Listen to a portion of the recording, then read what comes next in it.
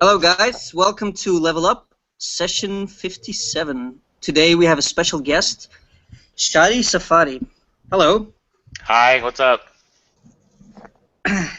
First of all, I'd like to wish everyone a Happy New Year. We've been gone for a couple of weeks. Yes. And, Yeah. a lot of stuff has happened in the world. Oh, god damn it, right? And, but yeah, maybe a little bit more about that later. But first, let me introduce... Hello guys, welcome to Level Up. That's me again. Awesome. We talk a bit. So, yeah, I know, yeah. Anyway, so let me tell you a little bit about Shaddy. You probably all know him, you'll probably all hear from him. But he's a veteran concept artist, and he's got over 10 years of experience in the field. And he's worked for a lot of major clients, such as Naughty Dog, Microsoft, Crytek, and all those. But now Shaddy runs his own concept art studio called One Pixel Brush. Is that correct? Yep, you got it.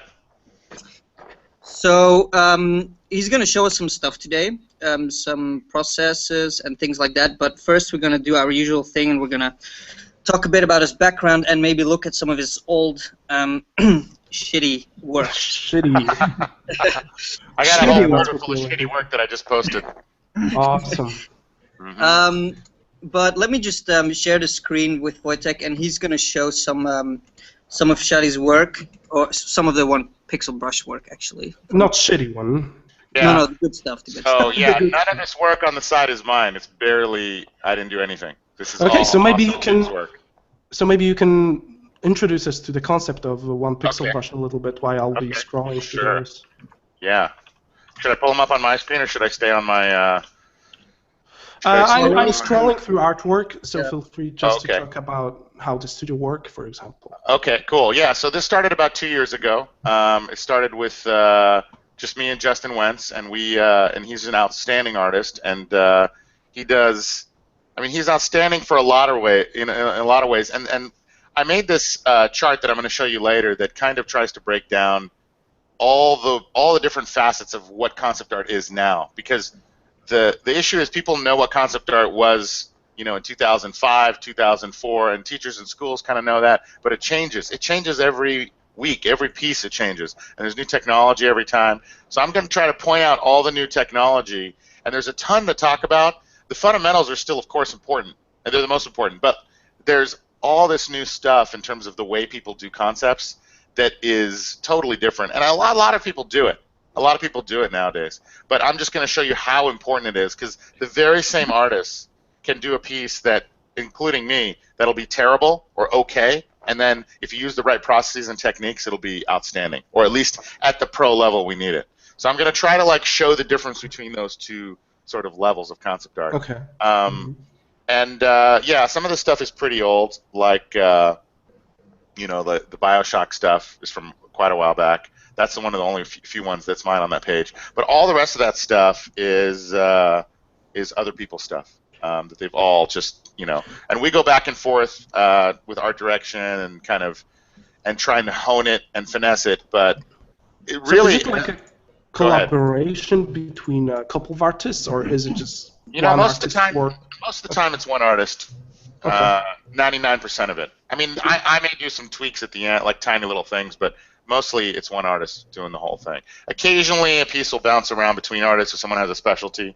Like if someone is good at one little particular thing, then they might go in and do most of the stuff for it.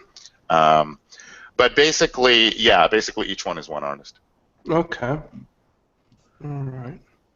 So you will later hopefully introduce us to what do we have to do to work for you, actually. Sure. So, sure. Yeah, that will be a cool starting point for a later talk after you introduce us to really work. Sure. And Wojtek, you and I have worked together for years, so you know a lot about it too.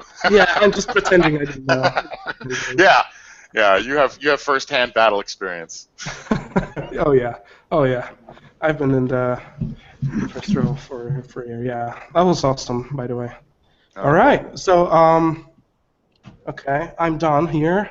So guys, if you want to check out this page, I will post it to the event page, so make sure you check it out. There's a lot of really cool stuff. What I find really cool about Shaddy's website is that he shares a process with you. So while you're scrolling, you can see from time to time a tiny little, where is it? A tiny little square that will, it's gone now. Oh, Get there a you little go. closer. Yeah, there you go. Yeah, that will introduce you to the process behind the image, which is really useful and really cool. Also, there's a section here, tutorials, I guess, with a lot of useful stuff. Company, actually. Company, yes. Or hiring. Sorry, hiring. Has tutorials. Do and do nots, right? Yeah. Yeah, that was also very useful to see. Yeah. Oh shit. I see your work, Wojtek. Yeah, my early stuff. Oh yeah, so that's a good example of your two stuff after doing the exact same thing we're just going to talk about right now. Yeah, that's true. All right, so let's begin. Cool. Okay. So should I go from here? Let me see here. Okay. Jonas, make sure to share Shaddy's side. Way ahead of you, buddy. Oh shit. Okie dokie. Okay, guys, if you have any questions along the way, I'll try to pick them up from the chat, so feel free to ask any. And yeah, make sure to check our event page for more useful links from this session. All right, Shaddy? Cool, my turn? Okay. Yeah, your turn. Let's see here. Okay, so on that last tutorial, the Gumroad, which we're going to do, quite a bit more. But first, Photoshop is going to crash. So let's have that happen. Of course. Every time. Right. Let's have that. Bam, bam, bam. Okay, let's try that again. Yeah, Photoshop didn't want to cooperate. It was like, no, too many things. Stop it. Okay.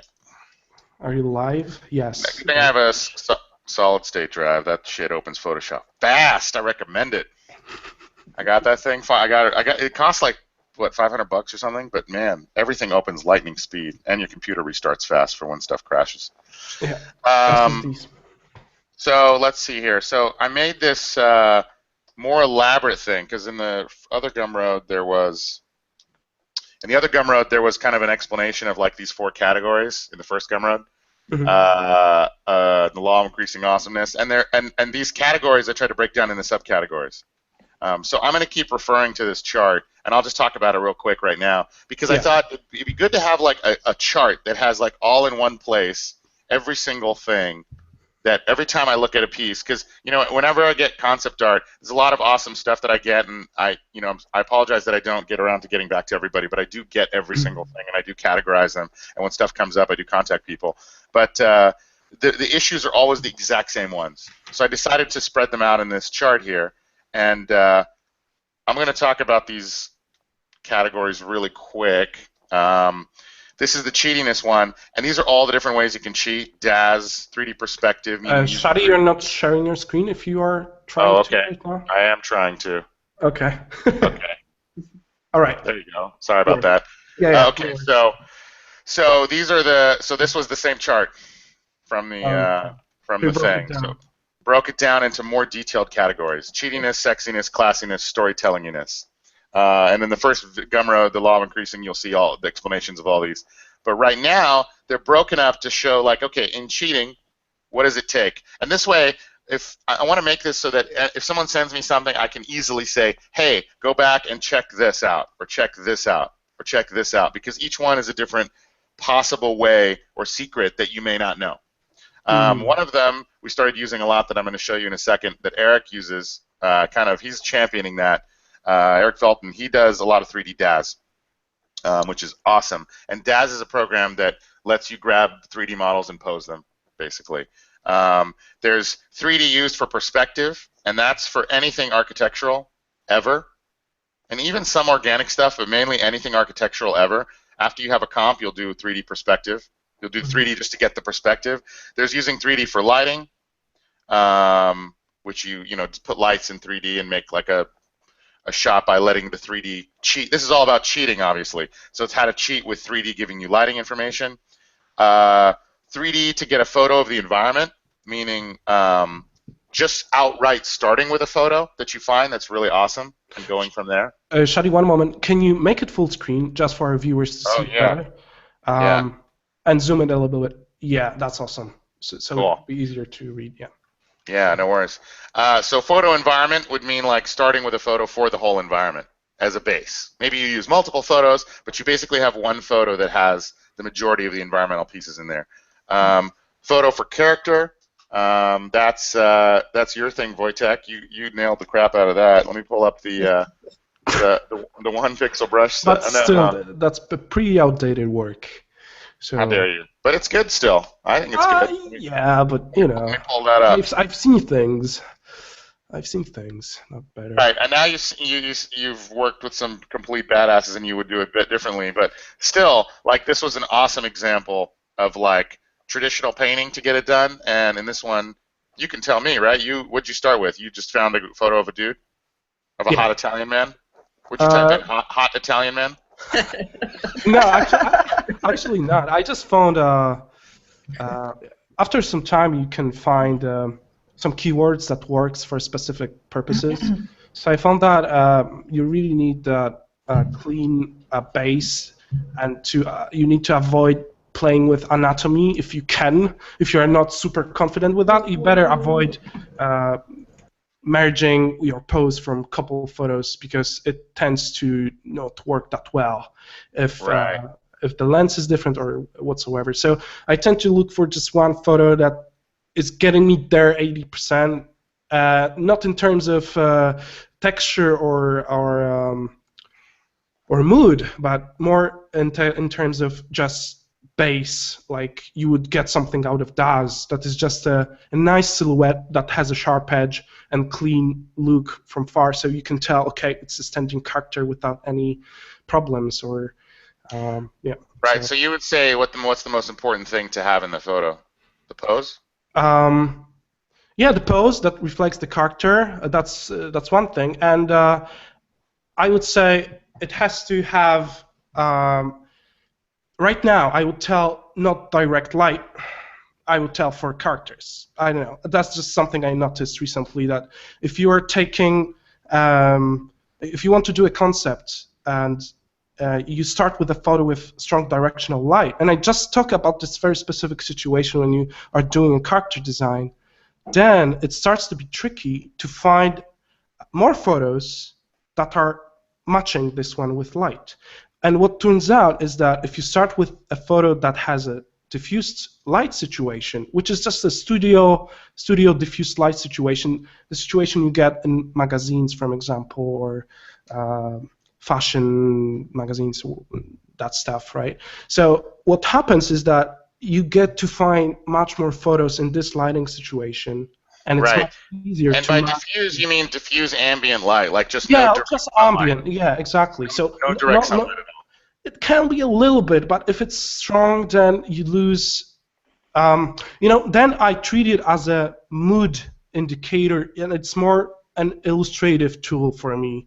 For example, okay, I got the design nailed, and in ambient light, it's much easier to read throughout the silhouette and to read that all the texture in an ambient light situation. And then let's say client approves it and says, all right, dude, I want to see it in action. So then I would put some kind of a light situation that will reinforce what I want to tell, and that will be probably dramatic lightning. I typed in hot Italian guy. That's exactly a keyword I was looking for. Yeah. Well, I wanted to look at hot Italian guy because this is ambient. This is the ambient you're talking about, right? Just for more or less. Yeah. But what's interesting about this is still a little bit of a directional ambient. You know what I mean? Yeah. Especially on his sexy abs right here. That's directional ambient. It's wrapping around his, and this is, I don't know what that is, but that's ambient. Okay, and I just want to, this one is kind of directional. I'm going to talk about a little bit more about lighting too, in terms of like, what's the difference between, he's holding zesty Italian dressing, this guy.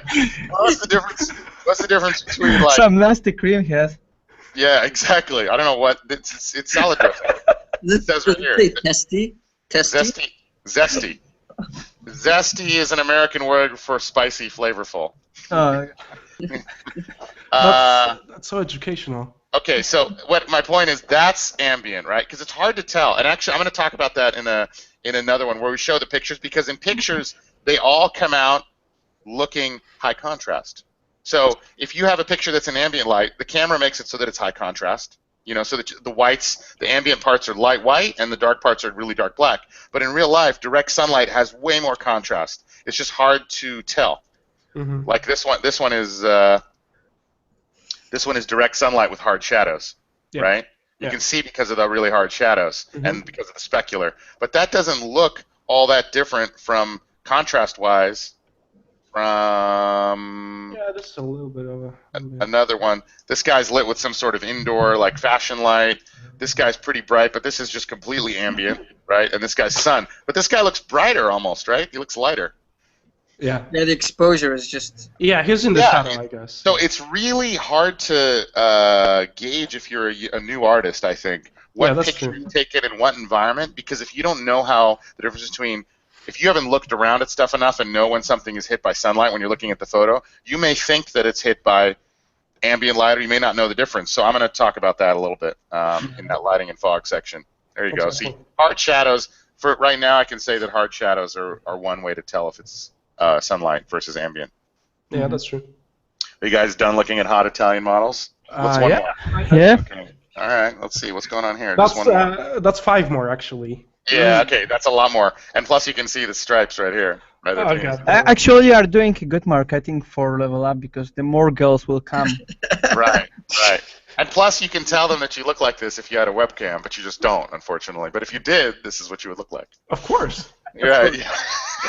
Of course. We have already previously documented that, actually. That's bigger than those guys. That's been noted. We're way bigger than that. Okay, cool. You're not these little shrimpy dudes? No. Okay, so that's photo character. So so basically each one of these guys. This is using a photo to find the pose of the character, like what you did, Wojtek, in that one. Then there's photo shoot, which is taking your own photo shoot. Do we need to look at more Italian hot guys, or do we know what that is? A photo shoot. I think we already know what. Okay, cool. This is a photo shoot right here, with lots of oil. Okay. But you know, that's a lot of nice specular highlight information that. It really is. It's really all about the information here. That's what you're interested in. Yeah, just crush that shit and steal it. You have no idea what you can make from these speculars, like no idea. Like if you had a shiny armor, you could almost use this. Like if you're doing like a RoboCop-looking thing. So there's that. There's photo just to get lighting, and I'll talk about that in a future one, meaning like you look at a photo and you use it to kind of get good lighting information from. And that's something a lot of people don't do because, again, they don't know what photo is the correct. They might copy a photo that has incorrect lighting, meaning not accurate to reality. And I'll talk about lighting and fog and philosophies for that too. Photo to get texture. I think this is the one everybody knows. You grab a photo to grab a texture and put it in your painting. And then kit bashing, that's back in 3D. That's also another awesome thing that's starting to happen. And that's using 3D models using found 3D models, stuff that other people give away.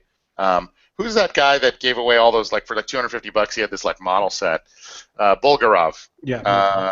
Bulgarov, and we bought that piece, that set, and we used them. Wojtek, you might want to put that in the chat thing if anyone wants to like check out his. There was also a X-Polygon pack.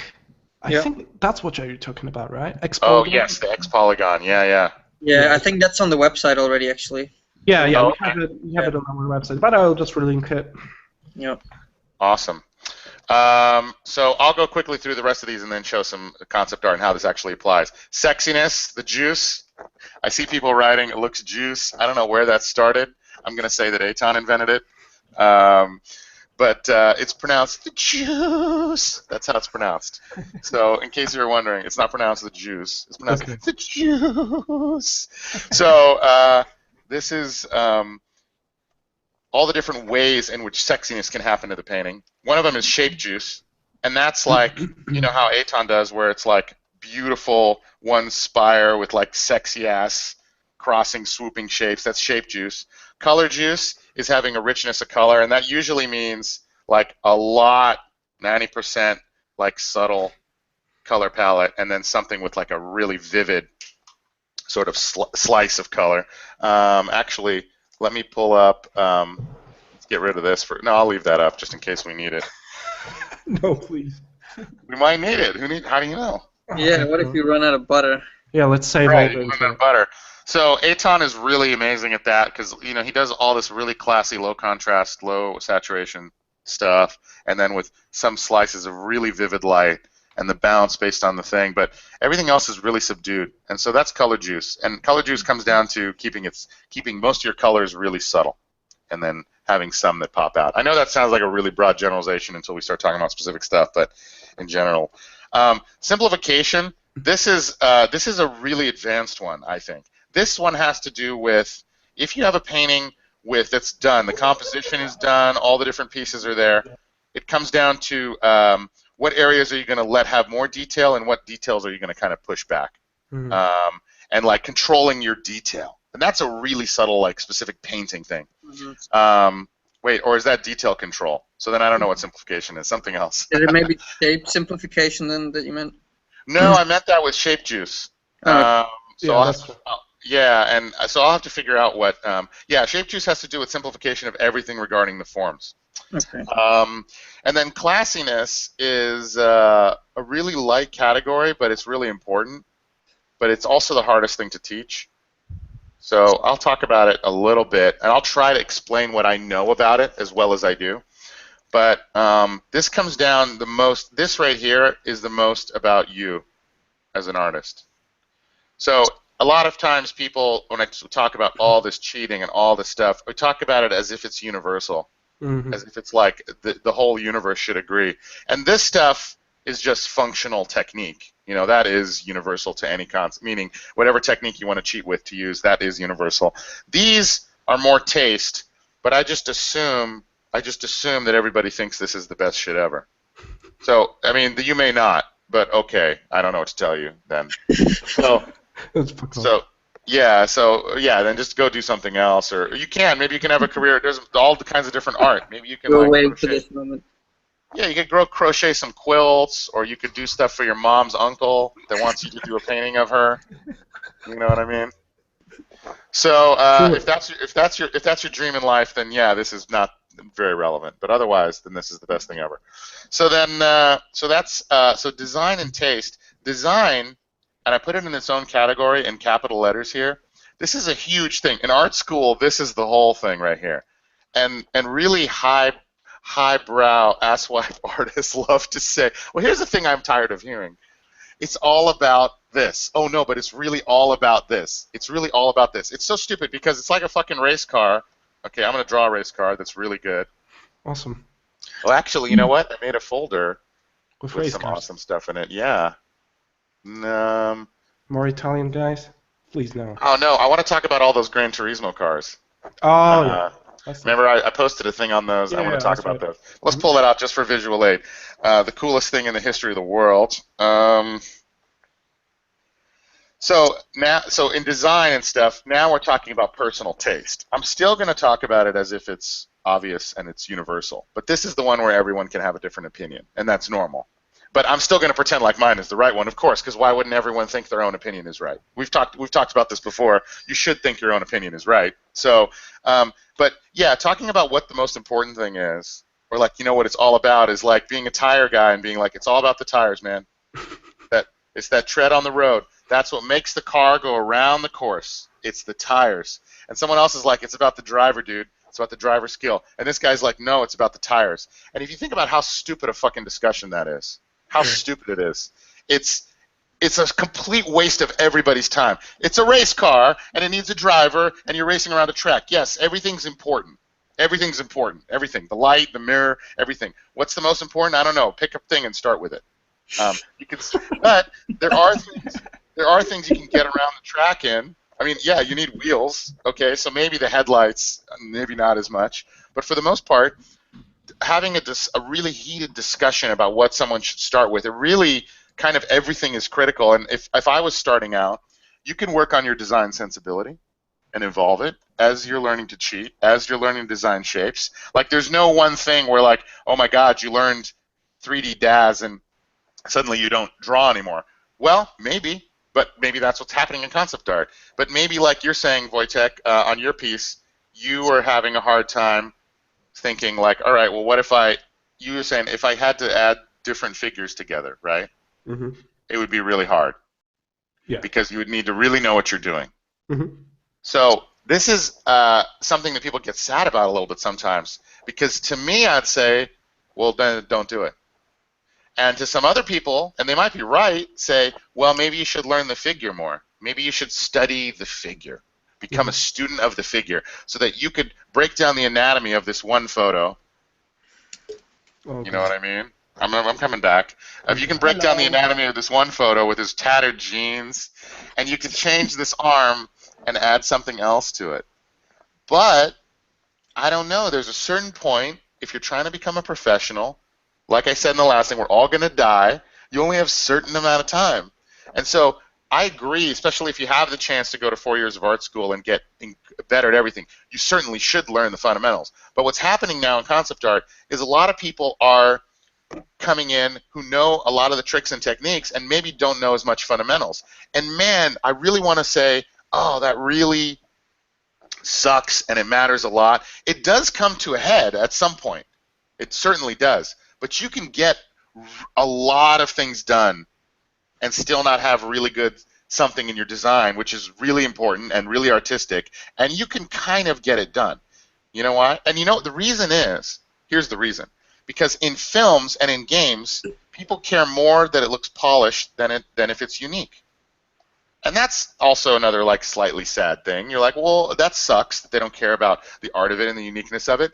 They kind of don't as much. Like, it's a client cares most of all, and they're right to, and you guys care most of all, that the shit looks cool. Nobody doesn't go see something because it's not unique enough. You know what I mean? Or you don't think the style is unique. We all pay for movies, regardless of if it's Iron Man 17, we still go see it. Because we just think we care about the story, we care about a lot of other stuff. So even though I think that a good design sensibility is amazing, and when you watch a movie like Oblivion, and I mentioned it in the other thing, but I'll pull it up again. When you watch a movie like Oblivion, and you see all the beautiful, beautiful designs, or Star Wars, especially for us artists, we look at it and we totally appreciate it. We're like, holy shit, like a really good designer, Daniel Simon in this case, you know, spent a long time designing this, and the way it moves is cool. We really like it. It's something to aspire to, but not every movie is that. You know what I mean? And what about all the movies that don't have very good design, that if you were to really go back and look at them and analyze them, you'd be like, well, the design's okay. Well, the design can be bad, but have you ever seen a movie with really bad special effects, ever, since Jurassic Park? Never one time. I've never gone to the movie theater, I mean, unless you're really nitpicky, I've never gone to the movie theater and been like, oh my God, that blockbuster movie, the effects are terrible. Because quality and execution are more important than design sensibility, unfortunately. But you as an artist, you have to champion this fight, right? This is your fight as a human being, your fight. You can get a job knowing a lot of other stuff and not having this as evolved. So the thing is, people say that it's all about, you know, design sensibility, or in like, you know, Wojtek, you're saying like a figure drawing teacher might be like, you should be able to draw the arm in any pose out of that figure. Yeah, but I can give you money to please just do this right now. And you can just find a photo that doesn't have a thing that you can't do, and then work on the things you can't do as you get better. You'll learn and get better. But I'm saying it's not one piece. The race car is the whole car, and you can start anywhere and get better at everything at the same time.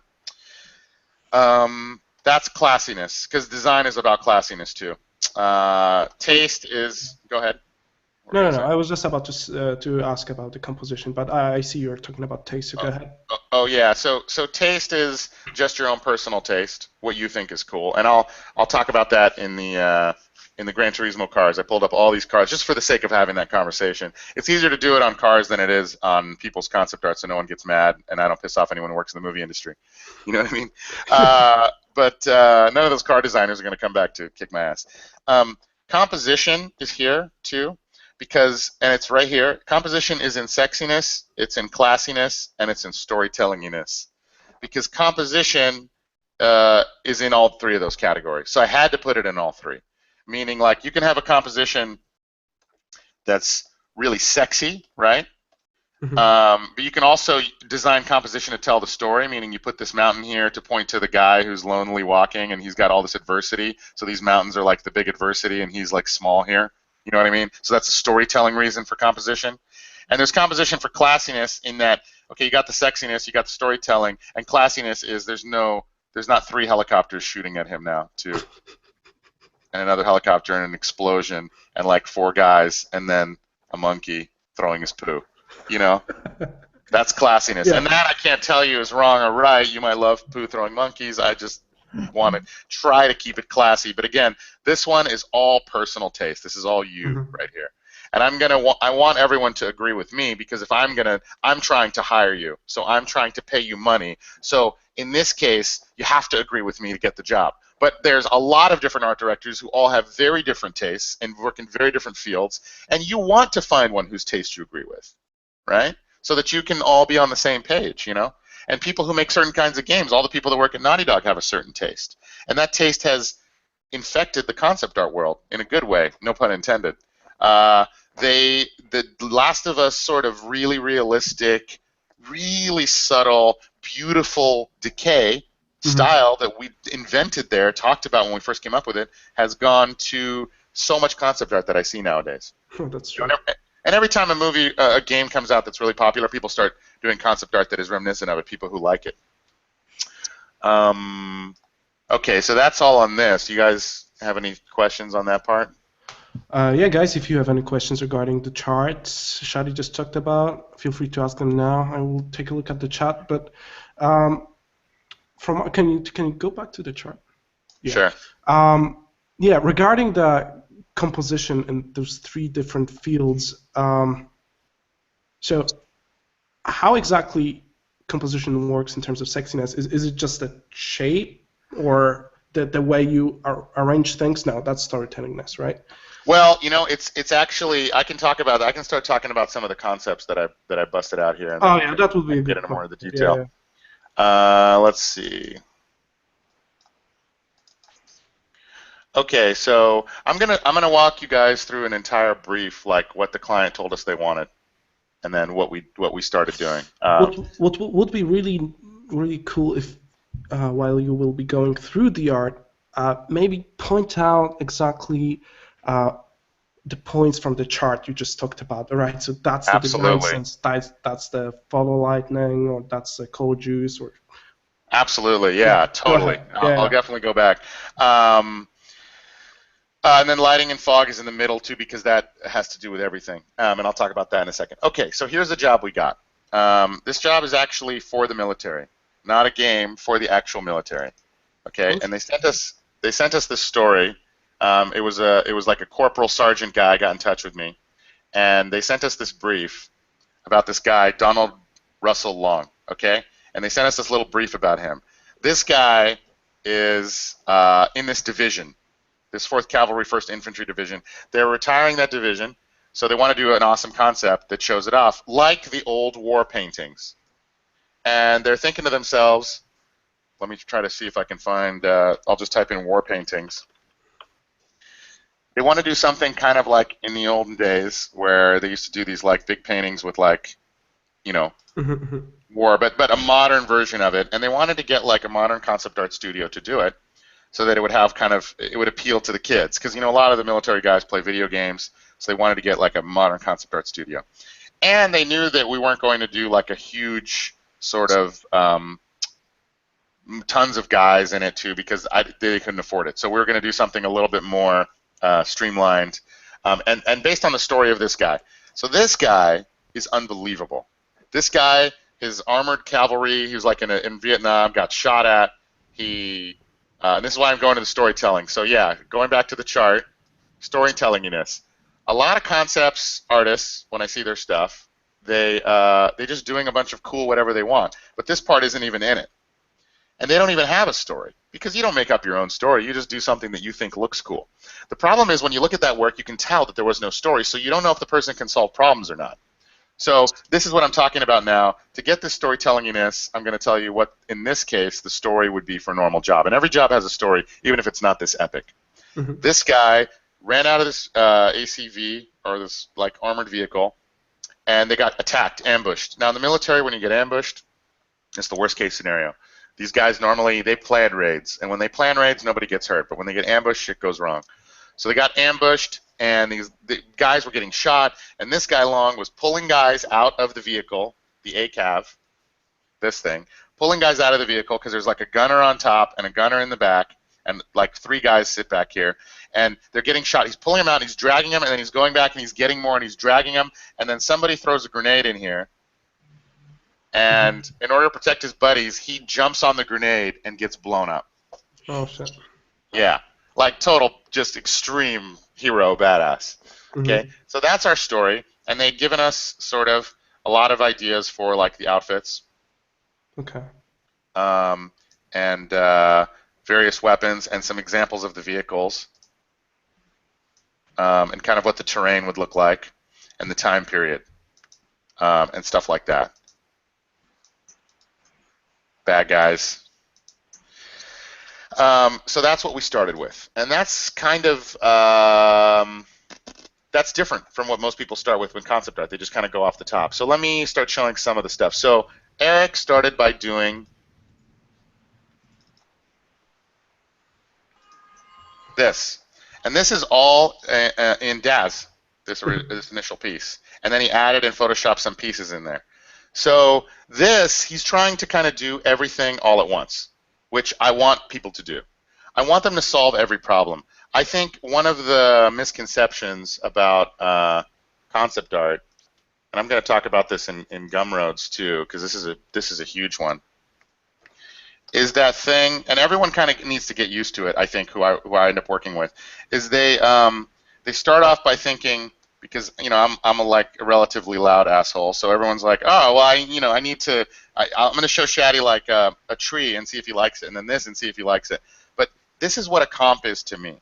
This is a sketch. Like, I don't want to see anything before that, because I had talked to the client and I had already discussed with them all the stuff that we were going to do, and then I had made a video for Eric that explained all the stuff we're going to do. We need Captain Long. I had negotiated with the client. We had actually designed it together on the phone, me and the client. We talked on the phone, and I said, okay, what do you want for this?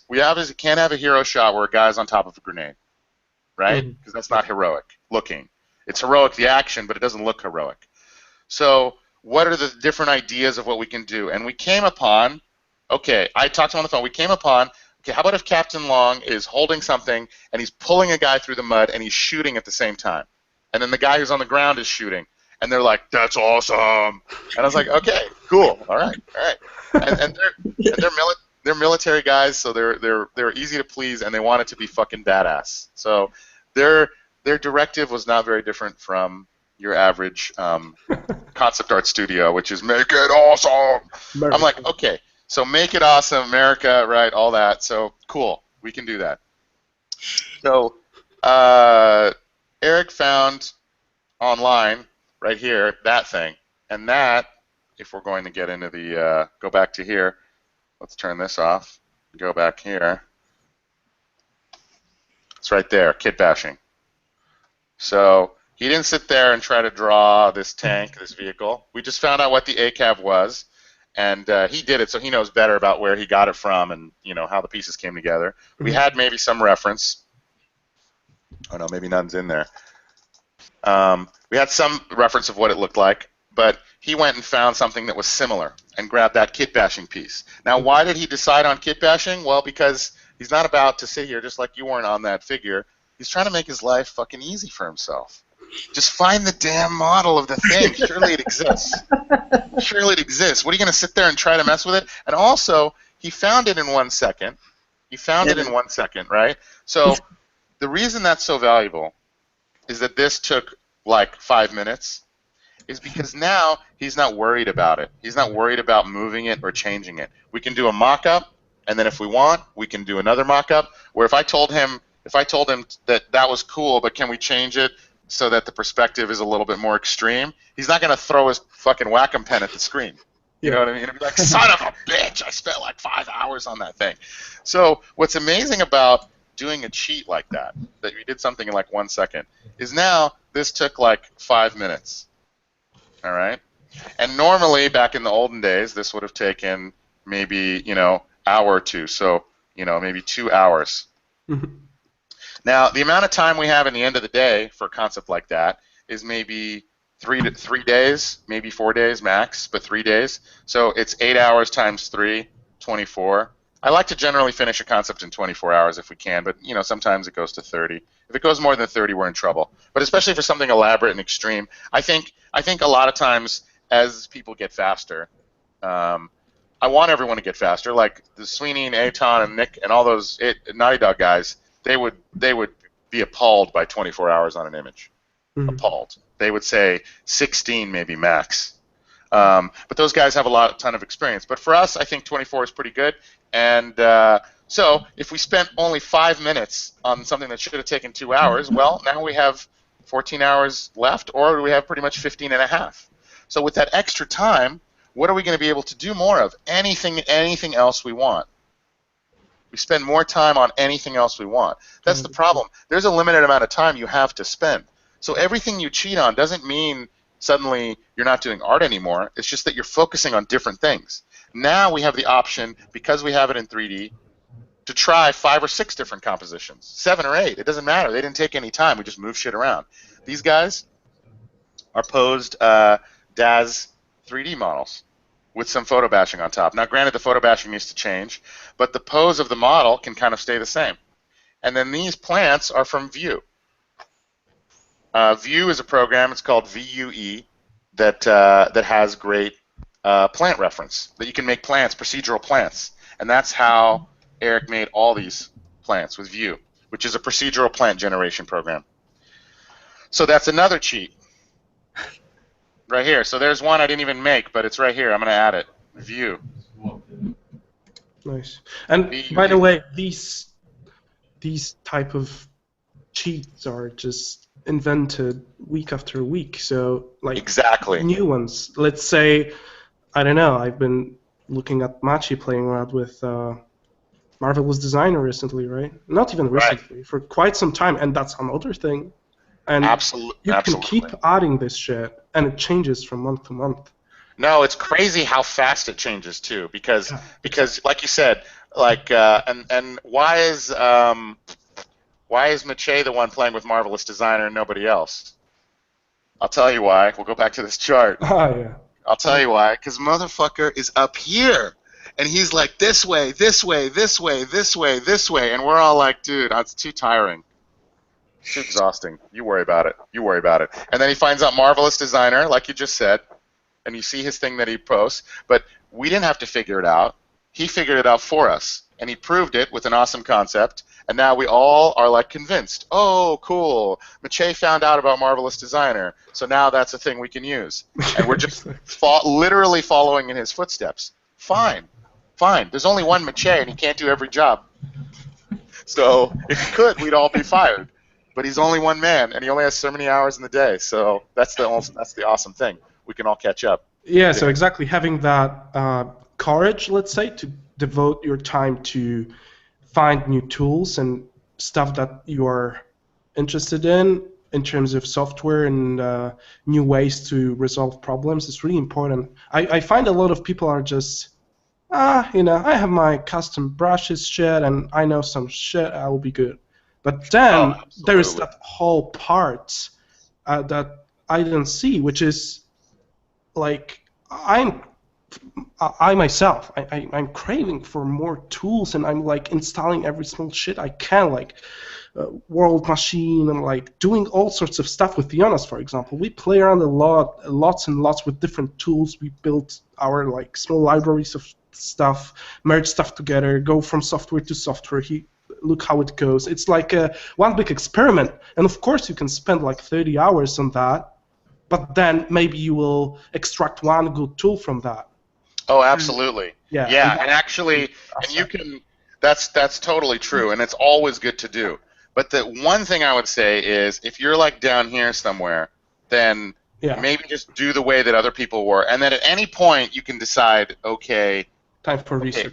Yeah, because like we said, you find out about you're on the forefront of this, right? So you're up here. So you're like saying, I want to find about this new thing, or maybe there's something this way, and it can go towards your interest. Like Mache is into his Showtime thing, right? And he's doing characters, female characters, with those cool jackets. So maybe the Marvelous designer makes sense for him. Maybe you're into environments, so you look into some software like World Machine that builds like awesome environments quickly, or some procedural rock generation software. Maybe there's something like that to create awesome rock terrain.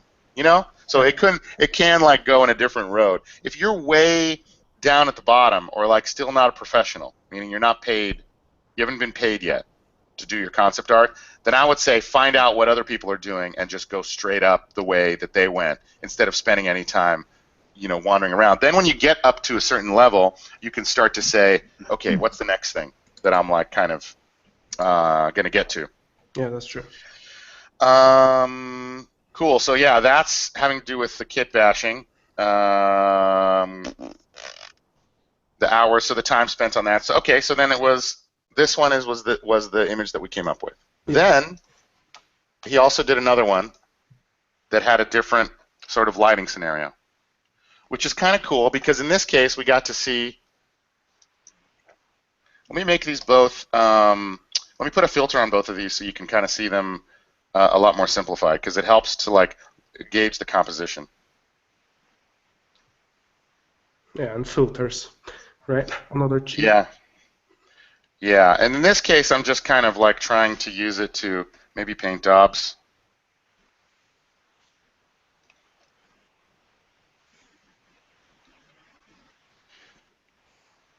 Okay, and the reason I'm doing this is because it helps us to kind of get a sense of what the raw composition is by like automatically blurring our eyes.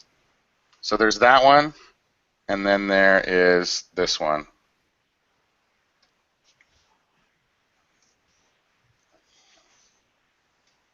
I'm going to put them on top of each other, and we're going to talk about both of them because Eric sent both of these, and it was cool to have both because we could kind of see how they were different.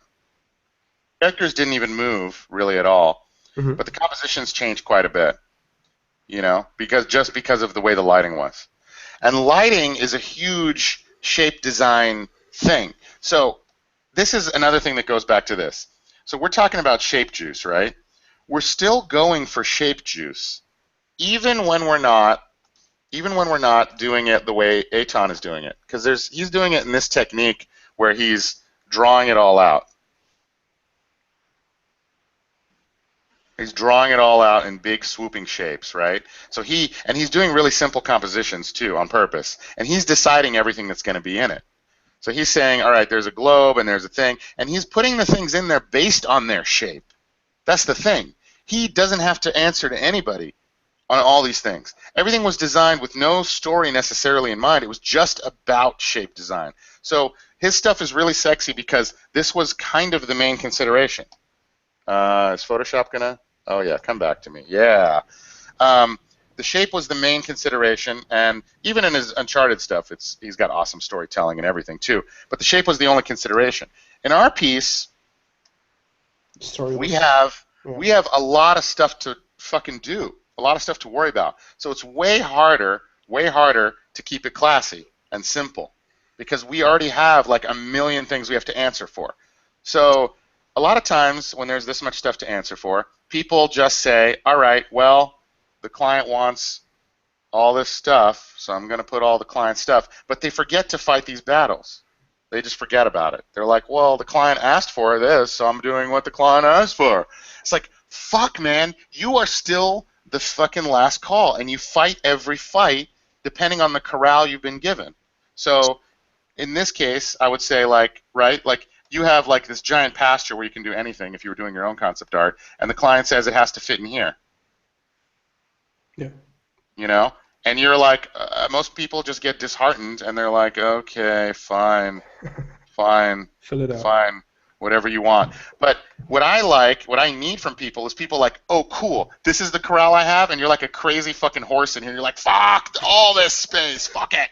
Make it all awesome. Every single thing that they allow me to do, I'm going to make awesome. And guess what? The client's stupid because we should also do this. You know, this is another cool thing that would help. And they love it. Yeah. And they love it. Every time you add something over the top, generally, they love it.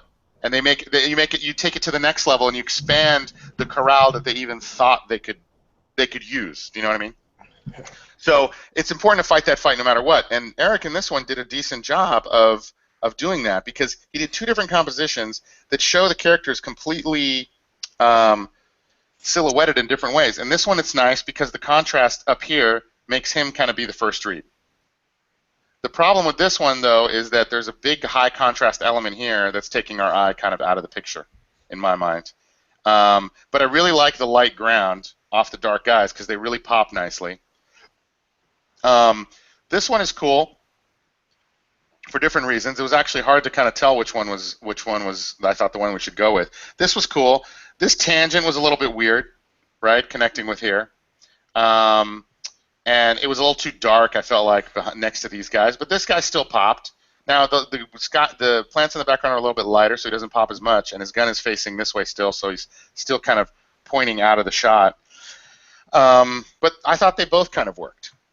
So we sent them both of those because they were both pretty decent. And you'll notice, too, they still have some of those, like, shapes where he could do it. You know, he did try to get some of that sexy shape design. Yeah. You know, even though we were limited, but in the areas where he wasn't limited, obviously the characters are going to be characters, but in the areas where he wasn't limited, he tried to still push that sexiness. Yeah, so it's like a fight. You have to fight for, in order to get your taste through. Yeah. Even though your client tells you to put all this shit in there. Yeah. Push and pull. Exactly. Exactly. You just have to keep fighting for those visual shape things. If you care about shape juice, you know. A later one,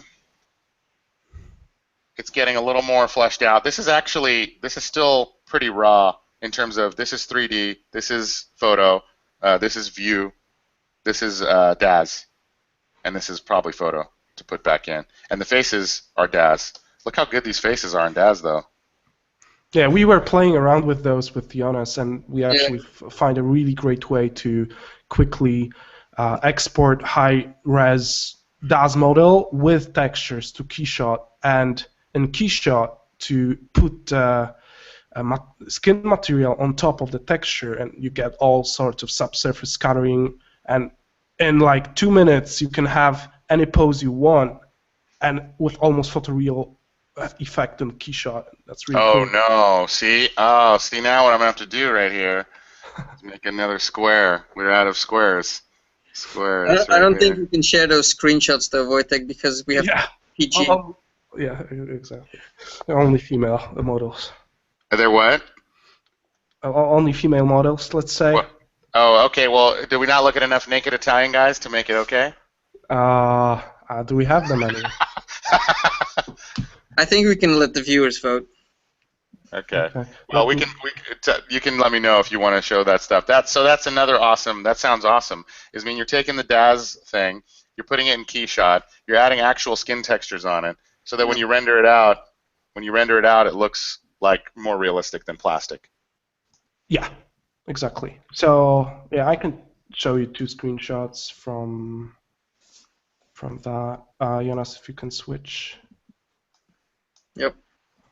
Okay, so for example, this is like a close-up shot. This amount of detail you get, right?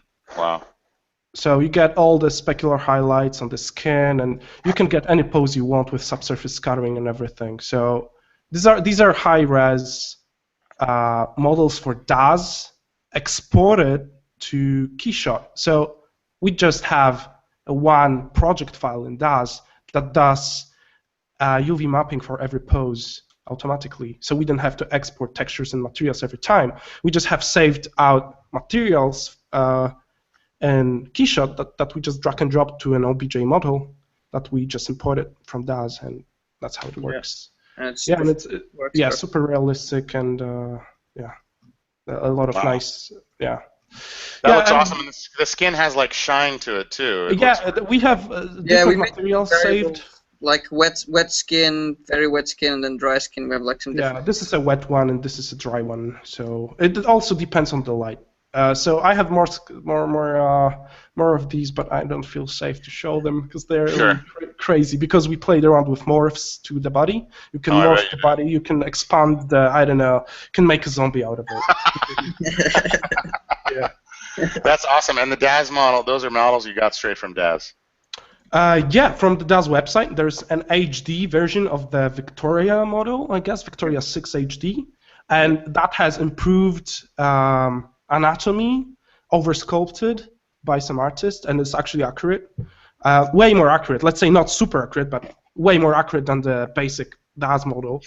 And DAZ deforms the muscles when you move the arms and stuff still, right? Yeah, that's true. And also there are plugins that you can plug on top of that to make it more realistic. So you can install the plugin. So for example, if you will bend an arm and, for example, a shoulder blade, it's not always accurate, but if you have that plugin on and you turn it way up, it fixes it. It fixes the... Yeah, that's crazy. It fixes the bulges and how the muscle like stands out and all that. No way.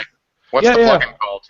I don't remember. I can share all that with you after the session if you want. And sure. Yeah. That's badass. See, add more squares, add more rectangles. We're gonna need to expand this. make the font smaller. But that brings up a really good point. You're like, everything every day is changing. We just keep learning new stuff. And now, like, maybe we wouldn't use photos at all. We would just, use DAZ for a lot of it for one day, and then a different day we'd use something else. That's awesome. Yeah, Jonas, can you share my screen again? Oh, nice. Whoa. So, for example, you have even the face, right? It's like super detailed, and you have pore skins and everything. And this is like a back. But this is way more accurate than anything. So. Wow. That looks awesome. And Keyshot, you like Keyshot for doing rendering? Yeah, it's because it's really easy to apply a simple material to it. So how it works now is that I get textures from DAZ, and what Keyshot does, it mixes textures with the procedural material of the skin to get subsurface scattering and everything going on top of that. So it's a texture mixed with the procedural material. So you see tons of redness here and a nice like reflection, speculars and everything. It's because the material in Keyshot has bump to it. Now you can see all the pores and stuff because of the texture from DAZ. So this is just a mix of the two awesome things, because if you will only use the procedural material in Keyshot, you just get a waxy thing. If you will use only a DAZ renderer with its textures, you just get a terrible render with a nice texture. But then when these two worlds meet, then you get a and it just so happens that they meet well. Like it just No, you have to play around with the parameters a little bit. Yeah, we figured it out. When you have like a proper shader, you just save it out. It took out like 1 week to figure it out how to properly transfer that and all that. Yeah, so. Looks outstanding, and that light, that ambient light, looks really good. Yeah, you can use any HDR you want, and Keyshot, you have an advantage of a physical-based light renderer, right? So you get super accurate rendering.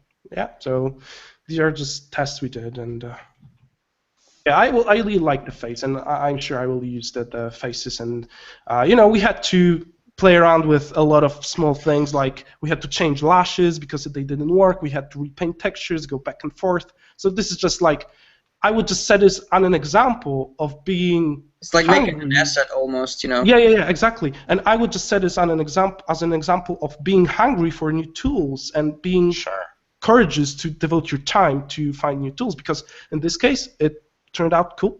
I will use it, and I'm using it all the time. So right, but it took you a week to figure it out of messing around. Yeah, with my friend, it's not only my thing. I wouldn't figure it out by myself. Right. So you guys back and forth like tag teamed it. Yeah, exactly, because it's fun for us, and we can afford it.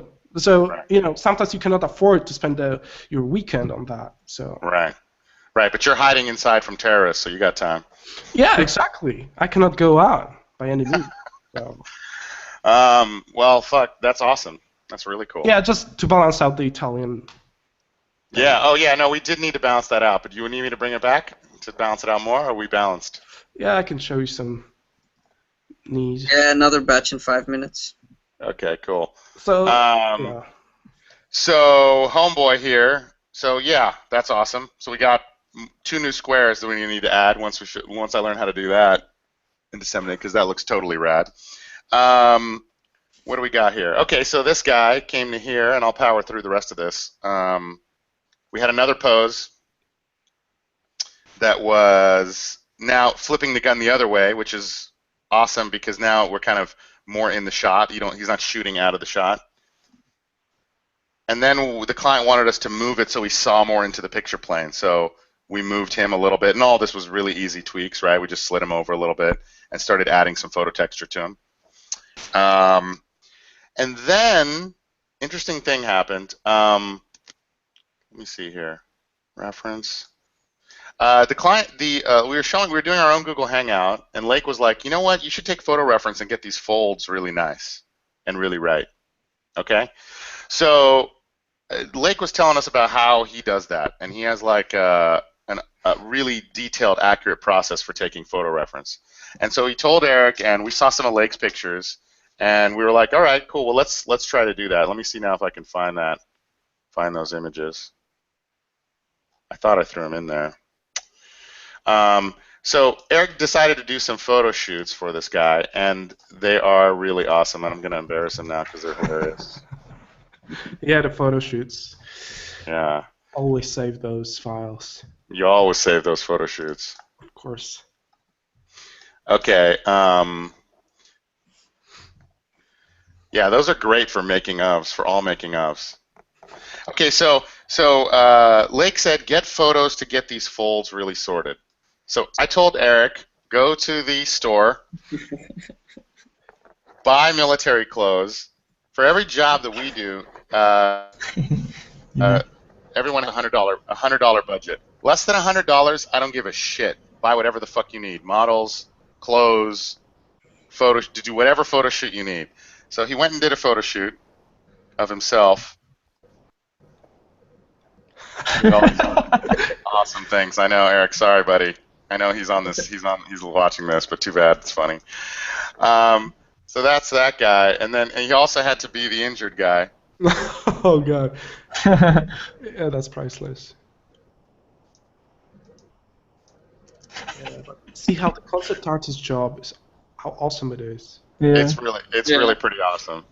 It's really pretty awesome. So in there we got to one of these here. That's photo shoot right here. Photo shoot. You know. So we're not going to use everything for everything, but who knows? We might not do photo shoot next time. This time we did kit bashing, we did photo shoot, we did DAZ. But now that we know these two new things, we might next time be like, oh, well, next time we might do DAZ, plus we might do key shot, plus something else. Do you know what I mean? We never know. And view also, we use view. But we didn't use photo for environment in this case, and we didn't use, we didn't use the 3D. We did a little bit of 3D for the lighting. But this one could be used for an enviro, maybe that was not like this, but we didn't use it this time. So that was that. So he did this photo shoot, and then we had another one, let's see here, that used the photos. And this is actually interesting, because he grabbed all the photos and reposed them in here. And when I looked at this one, I was like, it's really awesome in that the folds are more accurate. Yeah. But there was a small element of like, this doesn't look as badass anymore. Yeah. You know what I mean? Like, this guy looks like a badass dude. And this guy, because of the way it was composited together, it looks almost like less detailed. So there was the DAZ, and then there was Eric's, which was awesome that he took photo reference, but it also was weirdly lower res. Do you know what I mean? So the final was, the DAZ that we had before was higher res. The light looked a little bit more real. And motion blur on the pictures or something. Well, it's just an iPhone camera in low light, or a small camera in low light. And yeah, there's a little bit of a grain on the photo. It's not high res enough. Mm-hmm. And the helmet, it's weird little things like the helmet is big on his head, right? It's not fitted to his head. And when you have a big helmet on your head that's slightly too big for your head, it makes you look younger, more childlike. You know what I mean? So that's a really subtle thing that was really tough to say when me and him were talking about it, because I'm like, fuck, because the other one that we already had after you spent all this time, if you were to ask me right now, we'd have to go with this one. You know what I mean? Even though we did all this work to gather all this awesome photo reference, it ended up, because of it we ended up going down a road that maybe wasn't going to be as good. Now, granted, the folds would be valuable, the fold information, but we kind of were too crude with how we dealt with what we had. The problem is, building these things is like a delicate house of cards. And so you make some progress on something like this, and then you got to be real respectful of it and delicate to make sure that when you get caught up in the process of making concept art, you're still looking at it with an honest eye. You know what I mean? And saying, wait, I know I did all this work, but is it better? Does that guy look more cool? And in the end of the day, like I was saying, your design sensibility is important. But like we were talking about in here, the most important thing is that it's badass.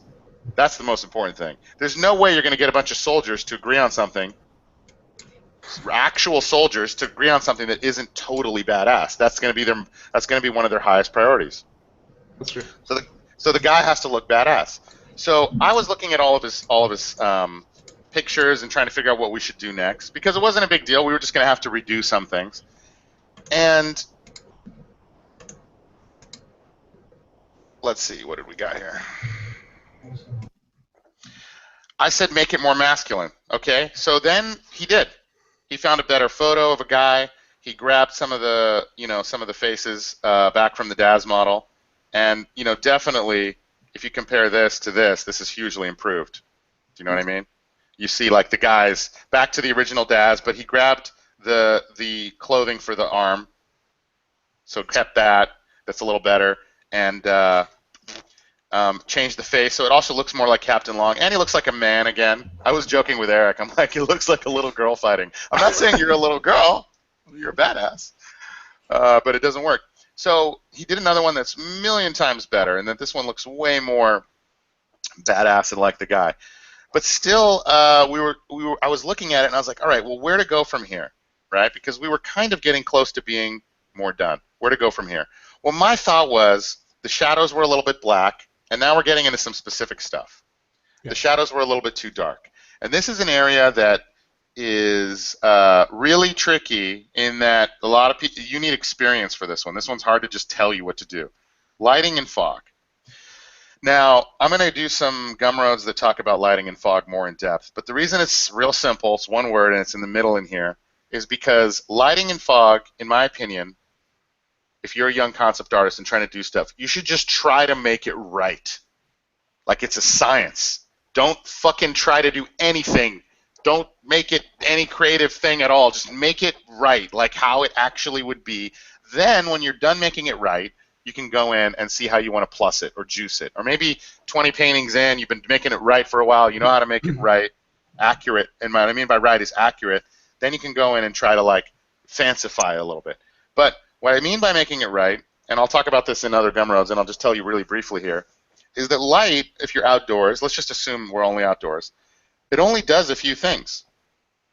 It's ambient, right, coming from the sky, that casts this kind of like dull light over everything, right? And then there's that sunlight that is direct light. There's those two things. And the process that we like to use, that I think is really awesome to use, is to do the whole painting in ambient light, as if it's an ambient light. So you render everything as if it's an ambient light, and then you add an overlay layer where you add the sunlight. And there's an example here that I wanted to show. I was looking at a bunch of pictures when I was trying to think about. Let me pull up the painting that had the lighting issues. Yeah, and hearing that from you back like 1 year before, 1 year ago, hearing that exact thing from you was just a breakthrough for me, because when I was trying to paint an environment, I was just overwhelmed with the amount of information I had to put in there. And suddenly, okay, let's figure out ambient light. I didn't have to worry about hard shadows and everything that goes there. I could just focus on, the nice, smooth, ambient, situation. And it was a breakthrough to, like, in terms of understanding. And there was actually that application part that I had to do. But still, Right, it's like such a simple process. So in order to show this real simply, I had made for Eric this thing because I'd made like a 40-minute video about what I thought lighting was. Okay, so I'll just tell you real quickly. The issues with lighting here are that it's not for sure. We don't know. It's not clear what's going on. And if you don't have a real keen eye for lighting, what I'm saying right now might seem just a little bit like, well, I can't really see it, so I'll give you an example. But the helmet is getting this soft light, right? And his face is kind of lit, but the sunlight is here, but where's the sunlight hitting the side of his face? You know what I mean? And what's crazy is that if we went back and looked at a much earlier Moto version, we have really clear sunlight. Ambient that's cool, and this clear sunlight. So we lost that. You know what I mean? Now it's just kind of like a mishmash of lighting. And there's a piece here. Let's pull this up. There's a piece here that I found. This tank, okay? And what I was trying to do is I was looking at a bunch of photos myself and trying to understand where's ambient. Ambient's obviously this blue, and where's the sunlight? Now this one's obviously getting sunlight, but it's completely blown out. And what the really hard thing about this is all photos are wrong. All photos, almost all photos. It's really hard to find a photo that has accurate values and colors because it crunches up the levels. For example, this is a photo in ambient light too, right? This tank, and this one is as well. But this one is a really, you know, we lost all the detail in the shadows. We see some of the detail in the light, so it's not too dissimilar to that. It's a little bit oversaturated. But blue sky is only one way. That's the crazy thing about ambient light. You only have to learn one way it is because it's on Earth. It's only one way. There's fucking blue sky ambient light, and then there's sunlight. That's it. There's only those two things. It can't be any other things. There's never going to be two suns. So in that way, sure, the clouds can be out. Sure, it's bouncing off of stuff. But just in a basic level, there's only those two things. So we got an ambient photo here and a sunlit one. So I thought to myself, okay, as an experiment to see if I can make this work. This looks a lot more, and in this case, you just have to remember. I know most artists have never been outside, but just remember one time when you were outside. Remember that one time you were outside? You can actually go outside right now anytime you want for free. You just walk outside. No way. Just look. Yeah, it's free. And you can look with your eyes, and you can see. My eyes! Yeah, you're like, ah! Your eyes will burn. You can see where are, and this is a really good exercise to do, and I was telling Eric this too. Go outside and just see where is the pure black and where is the pure white. And when you're outside in real life, you'll see that it is in very few places, pure black and pure white. So when I was looking at this painting, or this image, I was saying this is a really good photo because there isn't a lot of pure black and there isn't a lot of pure white. You know, like even this that's white isn't blown out, and even this that's dark, you're seeing information way into the shadow. Now in real life, we'd see that a little bit more, and we'd see that a little bit more, right? Now you'll only know that from actually opening your eyes when you're outside and looking at it. But all you got to do is learn it one time, and then you have it forever. The other thing we notice is that the sky dome, like we saw in this, like I was just pointing to in this sky dome here, is adding this sort of light grayish light to this thing. So we can tell that the sky dome is a little bit gray, whereas in this one, the sky is blown out, but we can tell what color the sky is, right? Yeah. Yeah, it's blue. A really cool reference is appearing in my head. Just recently, I've been in touch with my friends back from Poland. They are cinematographers, and they are playing around with different camera rigs and such. And what you are talking about is really similar to how they discovered how the camera works and how they started improving their rigs and buying new cameras and such. So, for example, at first we shot with really simple and, let's say, not cheap, but not movie-like rigs, right? And then you get this feeling of, oh, it looks like an indie film. Why? It's because the camera isn't sensitive to, let's say, how should I put it? Jonas, you probably know it. It's the dynamic range. Yeah, exactly. The dynamic range of the real world, what I can see. So you get a blown out sky and a really dark shadows. But suddenly when you're just improving on your buying a better rig, for example, I don't know, a Red Epic cinema camera or a Blackmagic camera or something like that, then suddenly you get 16-bit dynamic range, and you get the raw image that has all these details in, and then you grade it and you get the effect you want. So it's really similar at how I think you are approaching this subject, like cheap camera way and full dynamic range camera, and then you have the freedom to extract it. Yeah, you know what? Lake actually takes HDR photos for his reference, and then he adjusts the levels after. So he's got all the information in the light and shadow, and then he can pull out what he wants. But you know what's interesting, too, is the iPhone 5S and the iPhone 6, especially, the new iPhone, and I'm sure some Samsungs, too, but especially the iPhone 6 takes outstanding color-accurate photos for color in the light and the shadow. Does a really good job. So if you just we're going to have a phone, you didn't have a professional camera, I think that camera does an incredible job. I've seen like pictures in sunlight where the sunlight doesn't do this. All cameras do this back in the day, but now getting way better where even like handheld cameras don't do it. So that's awesome because, cinematographers are only dealing with the light that exists. So I thought, okay, if this is what ambient light looks like, and I can really just add a layer, if this process is going to really work, then I should just be able to do it in this photo. So I tried it. I didn't do anything but make another version of it that I felt like was more sunlighty, and then masked it out to see if I could make it feel like sunlight was hitting a shot that was in ambient. Because if this theory about how this process is going to be true, then if you can do the whole thing in ambient and then just add the sunlight on a layer, then you should be able to do it in a photo, right? Yeah. So I tried it as an example, and it worked. I was like, yeah, well, okay, I think that looks pretty much like sunlight. And I didn't do anything except for adjust the levels. So no shadows, no painting in the proper shadows, yeah. No, maybe I cut this down a little bit. I mean, you could obviously, but you just want to get it most of the way there. Yeah. And you have to season it, season it to taste a little bit. I had actually adjusted this photo a little bit to like bring the levels out. But basically, that's all you got to do. Where's the solid black? Where's the solid white? Very few places. If you have it more than very few places, then you're in dangerous territory. So when we examined this and looked at it a little more carefully, we kind of found out that the issue too with the lighting in these photos was that, and the reason it translated all the way to here was that what kind of light are these photos getting? They're getting ambient light, right? Yeah, from the window. But from the window, they're getting directional ambient. So that's really confusing because what we got now is this lighting situation that is not happening in the real painting. So that if that's the ambient, what we had is like, okay, here's the ambient of the sky, and then here's Eric, and here's his house, and this ambient's coming in all different directions, and there's just a window here, so the ambient comes in through here, and it like spreads out. So it's like soft directional light. Soft directional, right? And that's an indoor lighting situation. But outside, we don't have soft directional. We just have ambient, and that's all we want.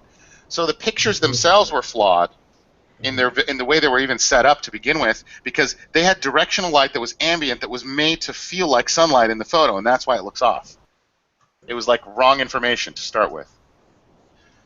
So then I was like, and let me tell you something about Eric. That guy does not fuck around. He just is like a soldier, like a real soldier of concept art. He's like, fuck it. I'm going to go do the whole photo shoot again. I'm going to buy a new camera too.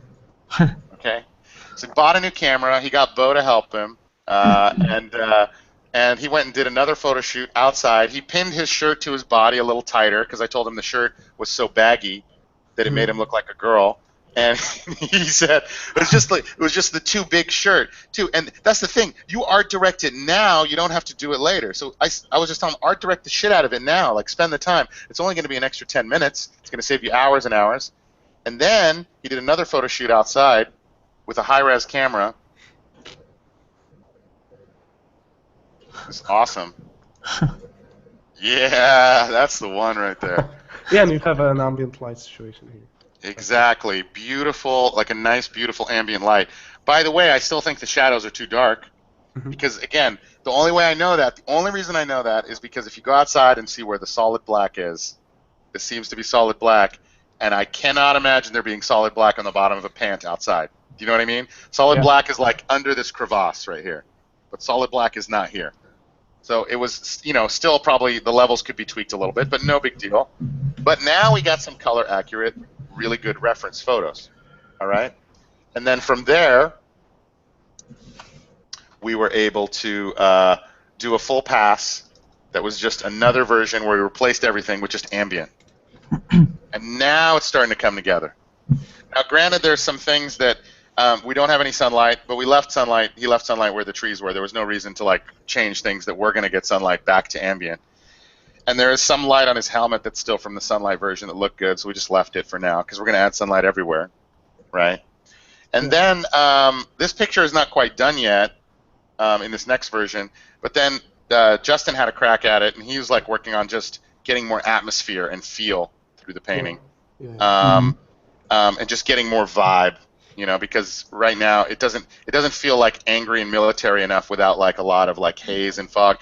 And this is one of those cases where the client specifically said make it have a blue sky. Okay? They specifically said make it have a blue sky. And he put this foggy sky in here, and it just feels better for war. So I'm going to do it. I mean, on little things like that, I'm going to just disagree with them. I'm going to be like, you told us you wanted a blue sky, but you don't really know what you want. I'm just going to tell you that a foggy sky feels much more military and feels much more the mood of what's happening. So I'm a 99.9% sure they're not going to say anything about it. And if they did, we'll change it back. You know what I mean? So like I was saying, that there's that little corral that we have to play in, but I'm not going to – I want to make the image awesome. You guys want to make the image awesome, and I trust you to know best. You know, like so that was they told us the corral was in here, right? And then we just added a little piece, and we're like, no, fuck you, the sky is gray. We changed it a tiny bit from what they wanted, and hopefully they think it's better. And this still needs I think, some love in terms of the levels. Like, the shadows are still a little bit too dark, but I really like what's starting to happen. The helmet might be a little too big. It's weird shit like that. Like, the helmet being slightly too big makes him feel much more like a little kid. You know what I mean? Makes him feel so much younger on just a tiny little amount of tweaking. And just like you were saying on your guy, you don't fuck with the character at all in terms of adding a new piece. But so we're putting a head on a different character. It's really tricky. You really have no room for error at all. Yeah, tiny changes makes such a huge difference. Yeah, and especially with colors, as you said, because there are some subjects that has like specific color schemes.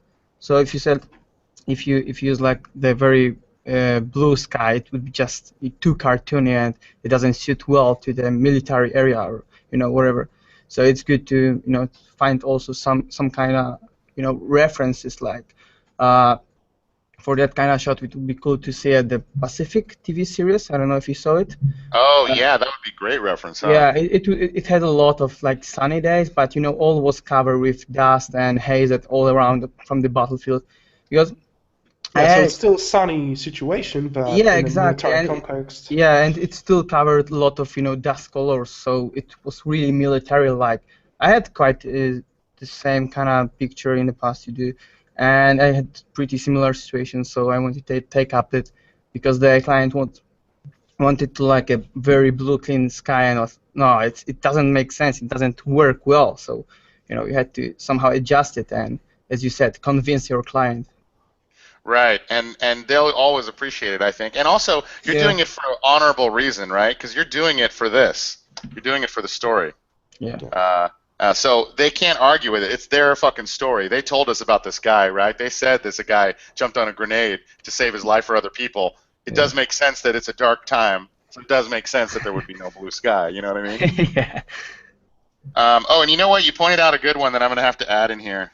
Because this thing is going to get bigger. Movie reference. Movie still reference. Yeah, definitely. Sure. We talked about it a lot, actually.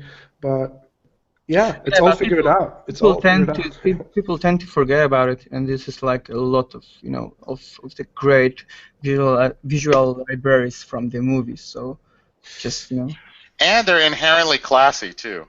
Right? Because you're not going to get most of the time, you're not going to get a movie that has ridiculous bad lighting. Yeah.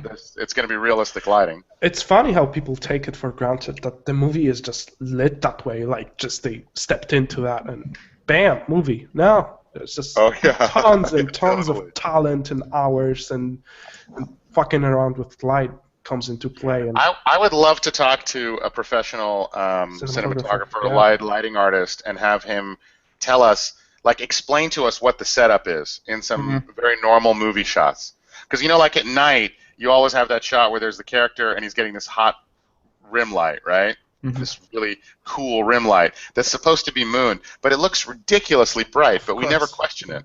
Yeah, it looks natural.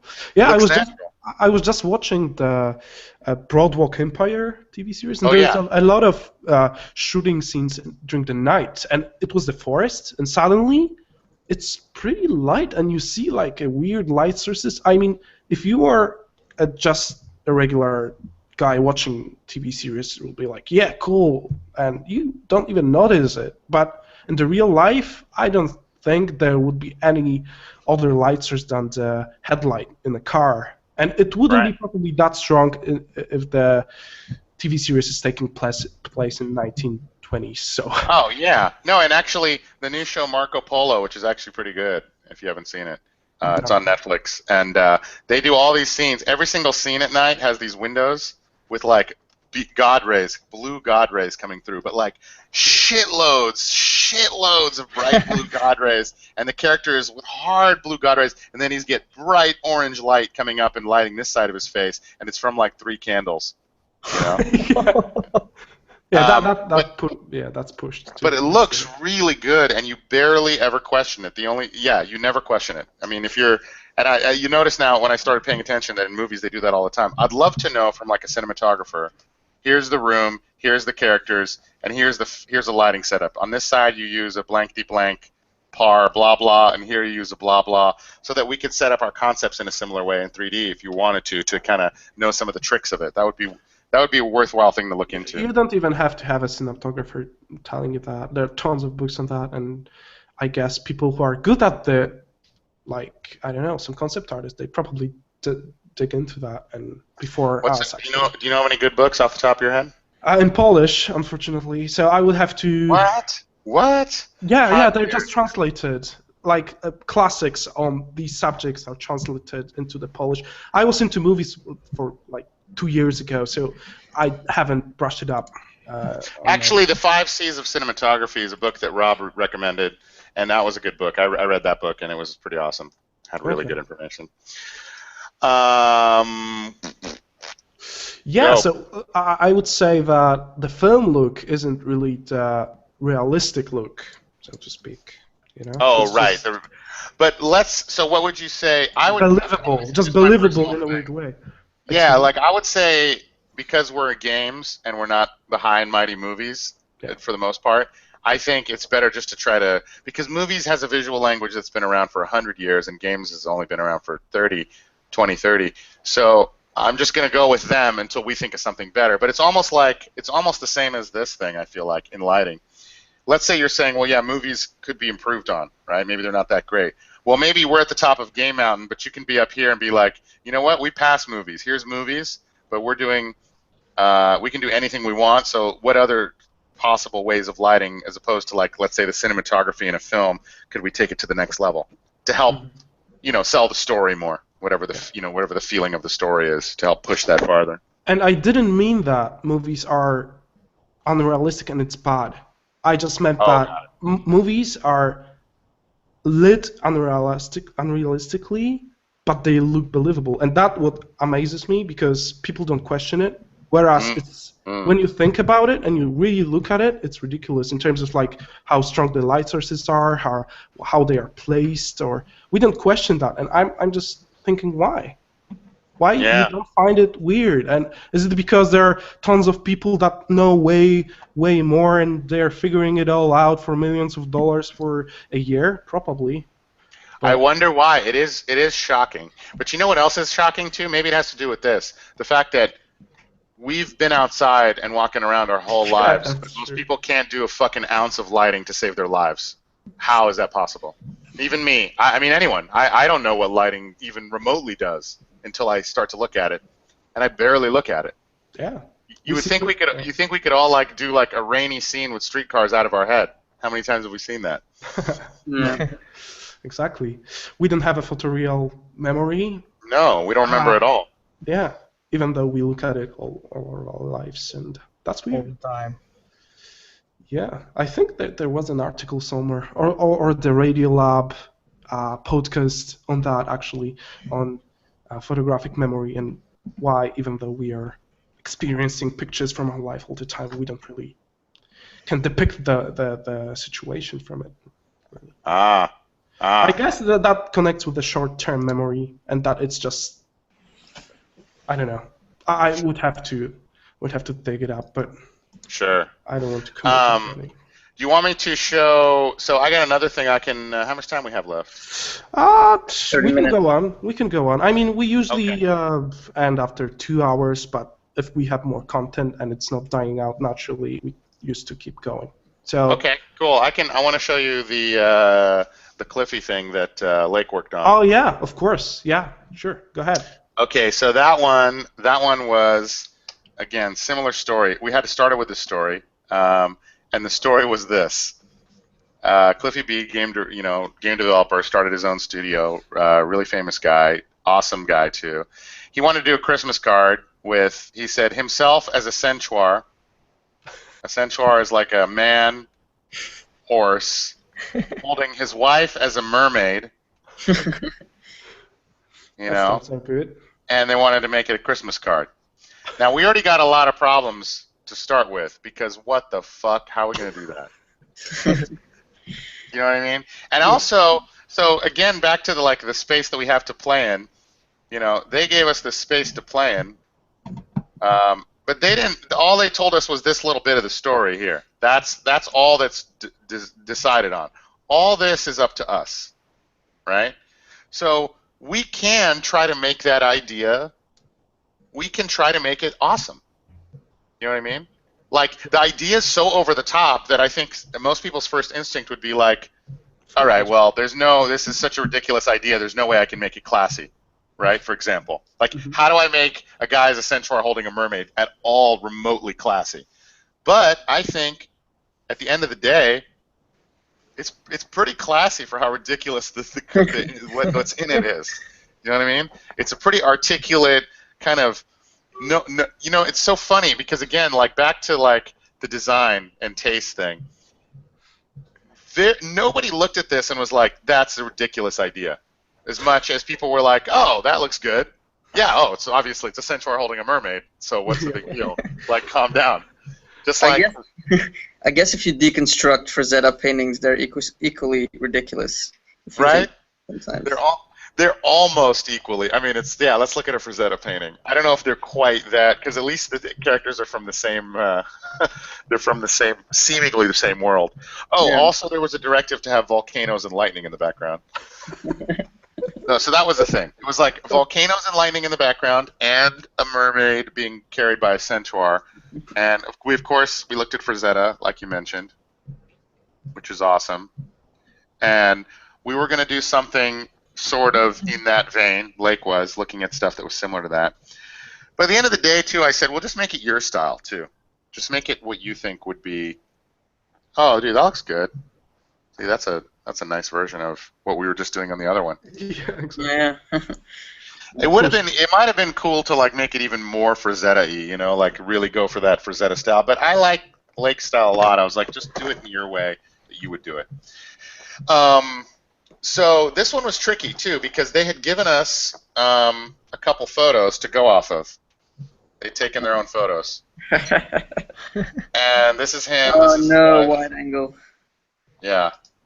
So the problem with the photos, the problem with the photos is that, besides the wide angle, is that from Lake's perspective, which he said, he needed the lighting to be right. And back to that same issue with ambient, this would do okay, but we kind of don't have, this guy's getting directional sunlight, and this is just ambient, which is cool, but for getting an exact likeness, it would be really ideal to have the photo posed in the exact right way. And also, the head is not from down enough. We want it to be kind of an epic upshot. So that was another issue. And then also that they're both taken in different lighting. Perfect match. Right. And you're like, damn it, each one is taken in a different lighting situation. Then, but originally, the first one we got was pretty hilarious. What is the first thing we got from them? Oh, so Oh, I thought. they sent this as a. A perfect graph. Done. Just Done. copy paste it. Paint over it. Add So some I horse legs and. Right. So I'd asked for a photo first, and I got this, and then we'd asked for photos again, and got this, which still couldn't quite use it. And we were like, okay, well, he did some sketches to start. Before we got all the photos, he did some doodles. And Lake is an awesome drawer. And he had some Leyendecker images to look at. You guys know who Leyendecker is? Let me pull it up. Lake knows a lot of awesome artists.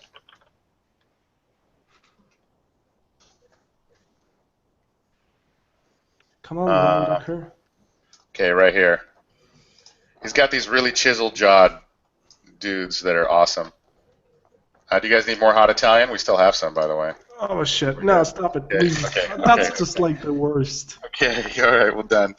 Yeah, Leyendecker he used kind of as a jump off. I don't know exactly what he referenced from, but you can tell they have that kind of chiseled feel. Got pictures of real horses as reference. And then I grabbed a photo of a horse and then made it black and white. All these are from Leyendecker paintings, the originals, and then just made them black and white for the sketch. And so we had a general thing right here. We looked at these two, and I'm like, well, this one's definitely more heroic. And there's lava coming out from the bottom. Cool, cool. But we didn't even show the client yet for a while. Because, again, my thing is the same as I want people to do with me, is like, just show me what it looks like when you have all the pieces worked out. And we didn't quite have all the pieces worked out yet. So we were still got something with some, with some lightning and with some lava and stuff, some over-the-top shit. But actually, let me pull this up because I want to do a quick little scribble over. We're trying to tell the story, right? And storytelling, it seems like it's a big old this right here. Let's pull up the layer. Where are the layers at? It seems like storytelling is like this complicated thing. It's not, when I say storytelling, I mean it's something like really simple. Like, what is the point of this picture? And it's about heroics. So, whoops. It's about just being heroes. So it's heroic. And it's about them being the first read. So it's not that complicated. It's not like it's not Lord of the Rings. It's just we're trying to think of something real simple. Now, in my mind, I like the relationship of her looking at him and him looking up and away. Do you know what I mean? Because he's too busy. He's too busy being a hero. Do you know what I'm saying? He's not like, how are you doing, sweetiekins?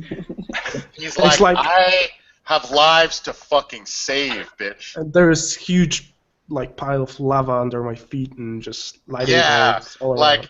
It's classically cool to have the hero kind of too cool to even care that he's got this beautiful mermaid with him. He's not excited about it. He's like, actually, madam, I'm really into you. He's like, I got people to kill.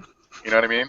So that is right there is what I'm talking about with story. That's a story decision, and thinking about it that way really helps you make something that emotionally resonates with the client, with what they think. Because I know him and I know her and I know that they would think that's the funnest, He's kind of looking off. Looking forward would be okay, but him looking off to bigger, brighter, huger things, because he's a very ambitious guy in general. So I think that would work. And she has to look hot and be cute, and she wants to feel protected and rescued. So the first read and the narrative that we wanted, but then this lava, even though it's cool, was creating a really high contrast element down here, which after several versions, we tried turning the head, but I really wanted it up a little bit. So the head turned up, changed the background a little bit, and then came up with one where he built it in. Now we went from the sketch now to Daz. So as soon as we finished, he had a photo of a horse, and then went to Daz for the body to put her in here, and then grabbed some other photos for in there. And you notice now the lighting changed to make it so that points. Now the main focal point is up here.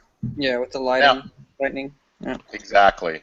Now that doesn't mean that it's going to be like, okay, it needs to be so simple as like, okay, there's a light here and there's no light anywhere else. Because in the end of the day, you can see we ended up having some light down here. It's just not as high contrast, and the lightning bolt kind of comes through behind him because that's the main focus.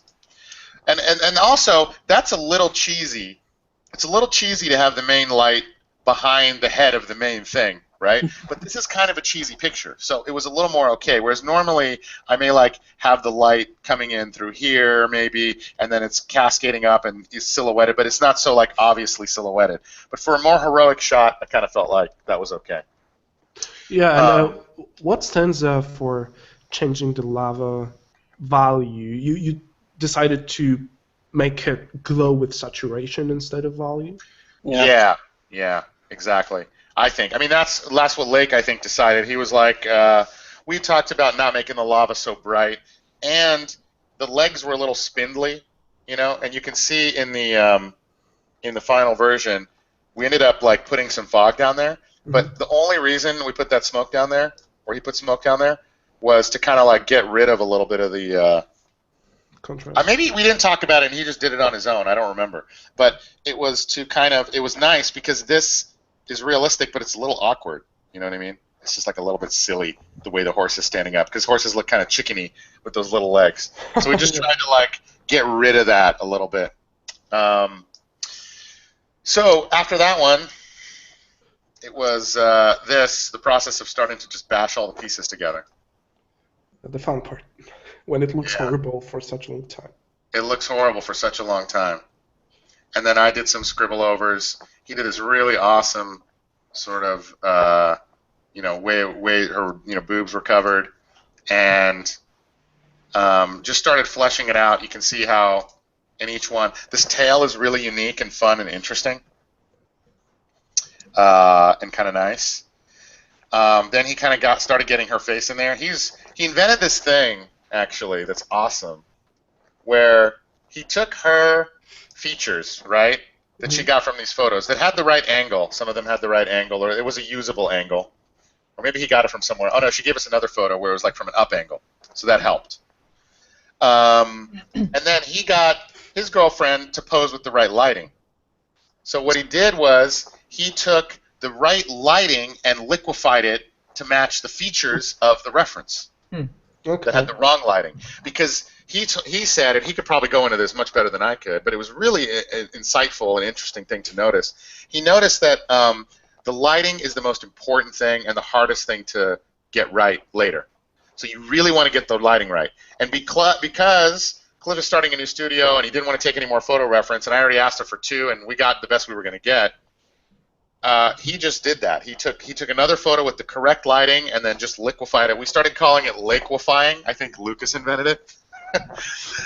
So liquefying is when you take a photo and put it on top of one and match the one likeness to the other. And it's I would never think that would even work, but he got it to work, and it started kind of looking like her. Nice. Yeah, I also had a problem with that, with the exactly same issue. Like, you have to have this specific likeness in this illustration, but in a different angle, and how to resolve that. And I actually experimented with this tool. Sorry to interrupt, but I think you may find it useful as well.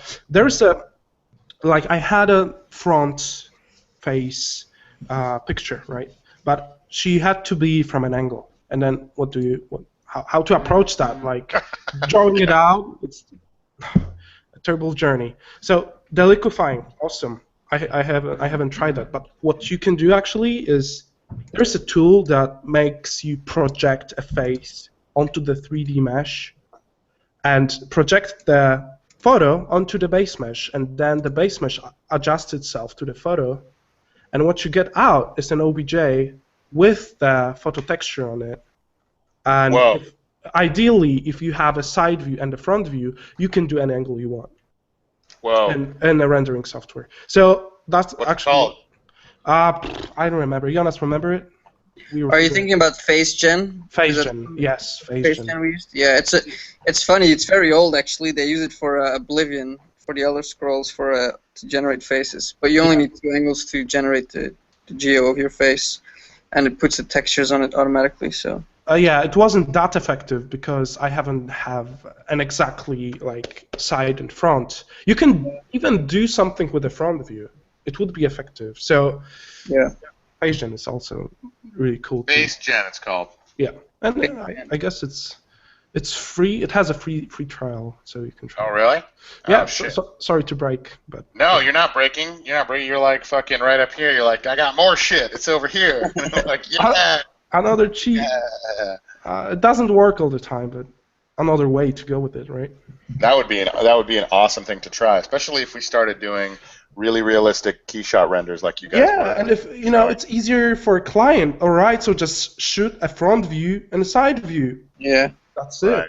and you're settled. Not like like 20 degrees from the bottom with a strong direction light. They don't have an idea what the hell we're talking about. Right, because I had given really specific instructions. Yeah, it it doesn't work. It didn't really land. Thankfully, Lake worked it out. So yeah, where were we at? This one, and then this one, and then this one, the face, and then we started to get kind of the lava sorted, a little more sorted out, to like make it more orange in order to read those lines, kind of going back into it. And then we had one that was pretty much, let's see, 603.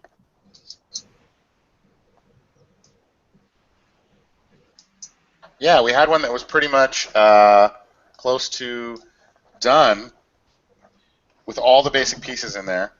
And actually, did we remove some of the fins and stuff too? Yeah, between this one and this one, he added all these really cool fins, but we just kind of toned it back a little bit just to keep it a little simpler.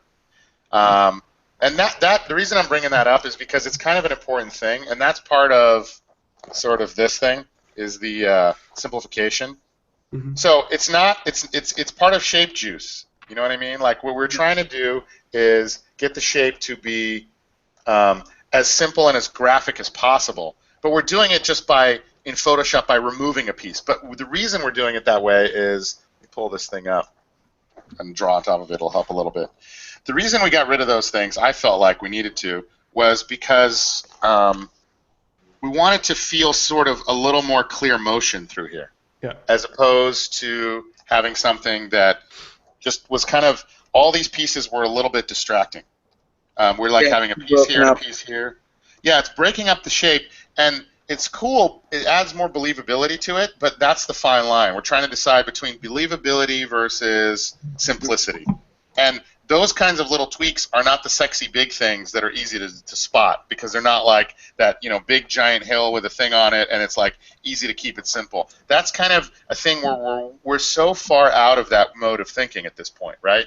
We designed it, we composed it, we found photo reference. So it's really hard to look back at it and give it like an honest look and say, is there anything in here that can be like, bam, that can be clearly simplified? But if you can do that at the end, man, it makes it like you drew it that way to begin with, almost. Mm-hmm. And then from that one, yeah, and you can feel the weight much better now because her ties are like in a rhythmical situation. Right. They're like moving in that way. And then we also brought up, all this was like a lot of detail in here. A lot of like lava-y detail, and it's beautiful, right? This is beautiful, and it's actually more believable than this. This is actually more simple. But that's when it comes down to this thing right here, the detail control. Because I feel like, okay, well, that's like a background thing that doesn't matter as much.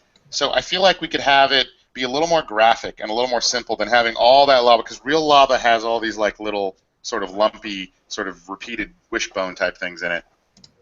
Yep. But this is just a lot cleaner and simpler and nicer.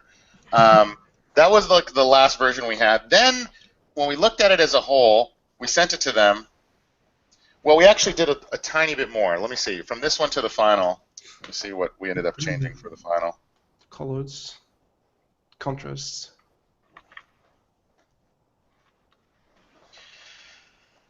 He wanted us to change the hair a little bit.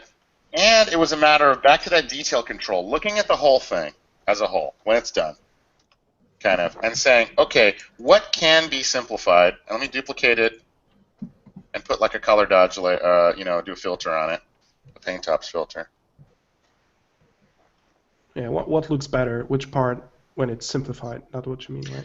Exactly. So yeah, looking at that, just as a quick little look over, you can say like what areas are drawing your eye well and what aren't. Like looking at it at this level, you can say, well, maybe this is kind of too many little strands back here.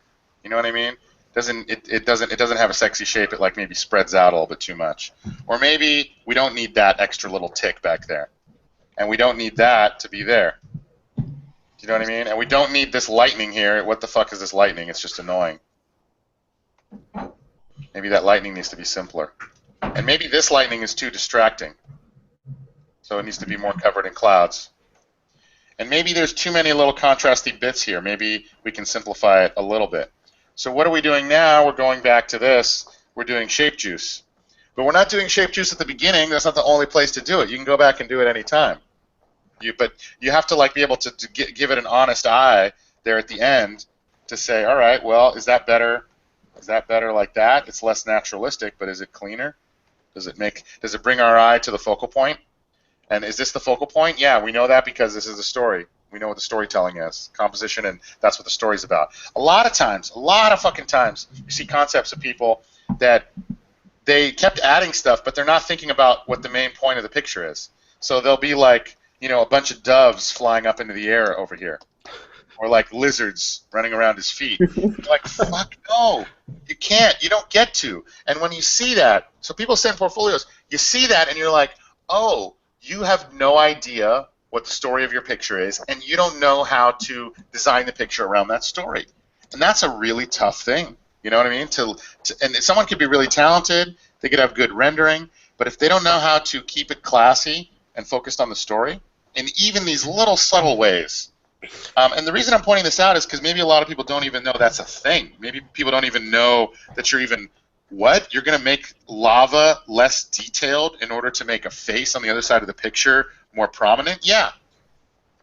And then when we went to the final, you can see also we changed the value of the background. You see the value here was pretty dark. Yeah, it was pretty dark. We just pushed the whole thing back color-wise, too, and kind of unified the colors a little bit. Like, this one wasn't bad, but I felt like it was a little bit more fantasy novel. What's that? Patchy in terms of small value contrast, like, yeah, you evened out the background in the later version, right, to make it more, okay, this is a background. Yeah, the background went into the background. Notice the detail lost a lot of detail in the volcano. That's a tough thing because we spend time doing volcano and you kind of want to do the volcano all nice and cool, but if you look at it as a whole, it's not really about the volcano. And that's another thing where, for example, that would be a tough thing where you'd have to break from the client because the client said, we want a volcano and lightning back there, right? They said that. So for an artist who is starting out, they might be really scared to not have that volcano be prominent and not have it have detail. Because really, basically, you don't even see the volcano anymore. All you need is a silhouette of some lava. And you might be really terrified to say, well, the client said they wanted volcano, so I'm going to add a volcano. But fuck, do what you think is best. And 99% of the time, if it's in the interest of the picture, and it looks, the client will just be like, well, of course you're right. They never came up. Never, ever did we hear that. But I was a little bit scared inside to say, oh, shit, we're going to get rid of the volcano that much. And then from experience, I know, no, fuck it. All they care about is right here. Does she look hot? Does he look good and manly? Do they both look kind of sexy and badass? If we're good there and the pose is kind of right, the background can go away as much as we can make it go away, and they're going to like it. And then we sent them this one, and we got no notes. And that was it. There you go. So I was interested. So there was no contact on the way, no exchange of thoughts between you and client. So you just sent them the final fucking version. Yep, there was this one. Okay. Oh, there was this. So for the comp. Okay. Yeah. So there was this one, but none of the ones previous, and none of the ones after it. Until this one. But this one was slightly different version where the face wasn't quite right. And the hair was a little less simple. So you can see how this changed between this one and this one. Yeah. And then to that one. This is actually interesting too, because at the end of the road here, there was all these tiny little adjustments that were made, like from color, but like, okay, especially between this one and the last one. Like her hair was really cool in this, but we just made it a tiny bit simpler. This is really realistic and beautiful, but we're like, it's a little bit distracting, so we simplified it just a little bit. So they saw the comp, and then they saw this one, and they had some comments on the face and the hair. Yeah, so super minor. And then we did one more. But for me and for us, that's always the goal. My goal is to solve the problem for the client. They told us what they want. We're going to fucking do it. And as long as we get the things that they specifically asked for, we know best, right? We, of course, know best. It's just like you know best. If you're doing the character, and I assume that Lake knows best. Lake decided everything on that picture, basically. I didn't even want him to do very many sketches. I'm like, dude, instead of doing a million sketches, just do what you think it should be. You, personally. You. What do you think? What do you think it should be? And then just tell me what you think that is. And because you're talented and you know what's up, I'm sure it'll be good. You know? And that's being generous because, of course, if what you think it should be disagrees with me, then you're wrong. But Amen. Right. Right. But hopefully what you think it should be agrees exactly with what I think it should be. And then you're in good shape. Then we can work for you. Right, exactly. But I do want someone to like push it farther and like try to make something that, you know, they think is good because everyone has good taste. What's good is universal to some degree, I think. I don't know. What do you guys think? In terms of what's good, but yeah, like what's quality concept art? Like, does anyone not like, you know, Aton stuff or Mache stuff? Does anyone be like, that's okay, that's not very good? Yeah. No one does, you know. Yeah, that's true. So I guess there is an universal part. There is the trendy parts of it as well, like the time period wherein something is cool. For example, okay, the trend was set to the replicators, costumes, female stuff, right? Yeah. And I think Scott Robertson started it. Mache kind of popularized it, and then there was all sorts of artists kind of trying to get there, but there was no purpose anymore. It was out there. There was no use for it. No, replicators doesn't have legs forever. But that thing you did with Lightwave, that will last for all time. With what? That will last forever. The Lightwave thing, that's never going to go out of style. Lightwave? What do you mean? Not the lighting thing you did with the Daz. I'm sorry, not Lightwave. The thing you did with Daz. Like Keyshawn, Daz transition. Yeah. Yeah, and it's really funny, but because we did a female character and then we were planned to do a male and then we just dropped it. So because we still because what? you know it requires you to go in there. Oh shit! Yeah, exactly. It requires you to go into these. Appropriate. What the hell? But exactly, you just have to do this over and over because we had. You gotta get all these muscles, like these muscles right here. You have to lovingly sculpt them. You know what I mean? Not sculpting. Same way you did with the woman. Just gotta get in there and love. Look at these sexy shapes right here. Look at this shape. Jesus, it's really nice. My eyes. Yeah, I love the URL of that as well. What on earth is that? I have no idea. I'm not gonna click. I'm scared. Oh, this is nice. Oh, this is for the ladies right here. Oh, this is everything everyone would ever want in the world, you know, from a guy. What the hell is that? I don't even know what animal that is. A kitten. It wasn't a kitten. Oh, what? It's a Pomeranian. Jesus, oh shit! What guys. the fuck is that? A Pomeranian? Oh, get sorry, ready. I'm 22. Lock I and haven't load. gotten the helm any. Lock and load, my friend. Best dog ever. Oh, I know this one. Come to Papa. Look at this. Yeah, that's extreme. That's extreme. Oh, I want to point out something too. This is just something I bumped into the other day that I thought was funny. I was thinking about cartoony styled characters, and this is so fun. The Pomeranian is funny because it's so cute that it's ridiculous. It looks more fake than anything you could make up, right? Yeah, like how the hell? It's like a white circle with a couple dots. Yeah. So it's funny. part of the reason cheating, especially when it comes to, and we didn't talk about it, we're going to get into it in Gumroads and stuff, but like part of the reason like photo environment, like what I mean is like grabbing the photo outright and using it, is because in a lot of cases, like how the fuck are you going to do better than this? How could you even make anything cuter than this? It's impossible. Or there was this thing I found out the other day.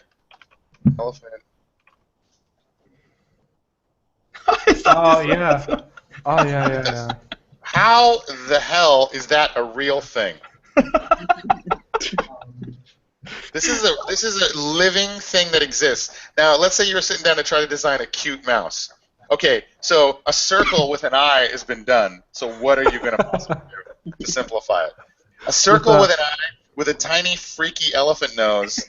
You couldn't make this up if you tried. It's just too crazy. Yeah, right. Nature.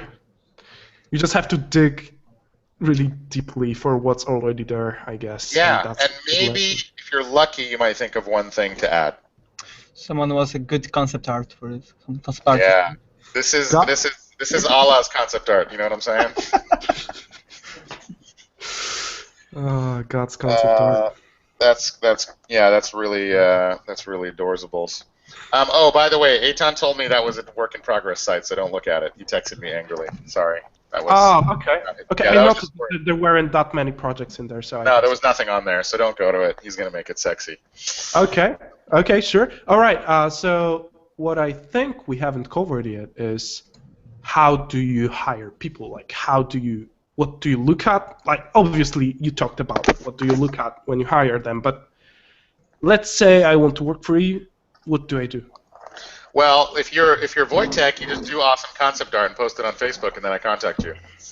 Yeah, that was it, right? Yeah, that was it. I mean, right? That's how we ended up working together, and that's actually how I find most people. And I ask people to send me portfolios, and right now I probably have, for those who are listening, I probably have like 4 or 5 people that have sent me stuff that I've talked to a little bit, that I have kind of in the bullpen that I'm thinking about. But right now we have about 7 to 10 guys that are doing stuff, and the year is kind of starting up. So it ramps up based on, the demand for work, right?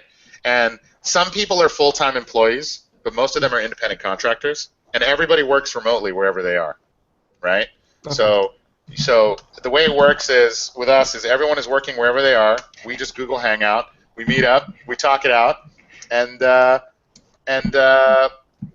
you basically get found. The thing is, there's so much concept art out there that is done in the wrong processes.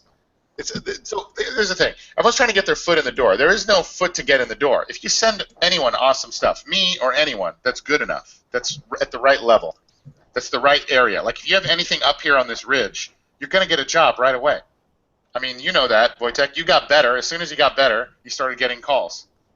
Yeah, that's true. Yeah. You didn't do. I mean, you're good at networking, right? And you have a big Facebook presence, and you're really good at helping people and working with other people. All of you guys are. I've seen all of your work, and you're all really.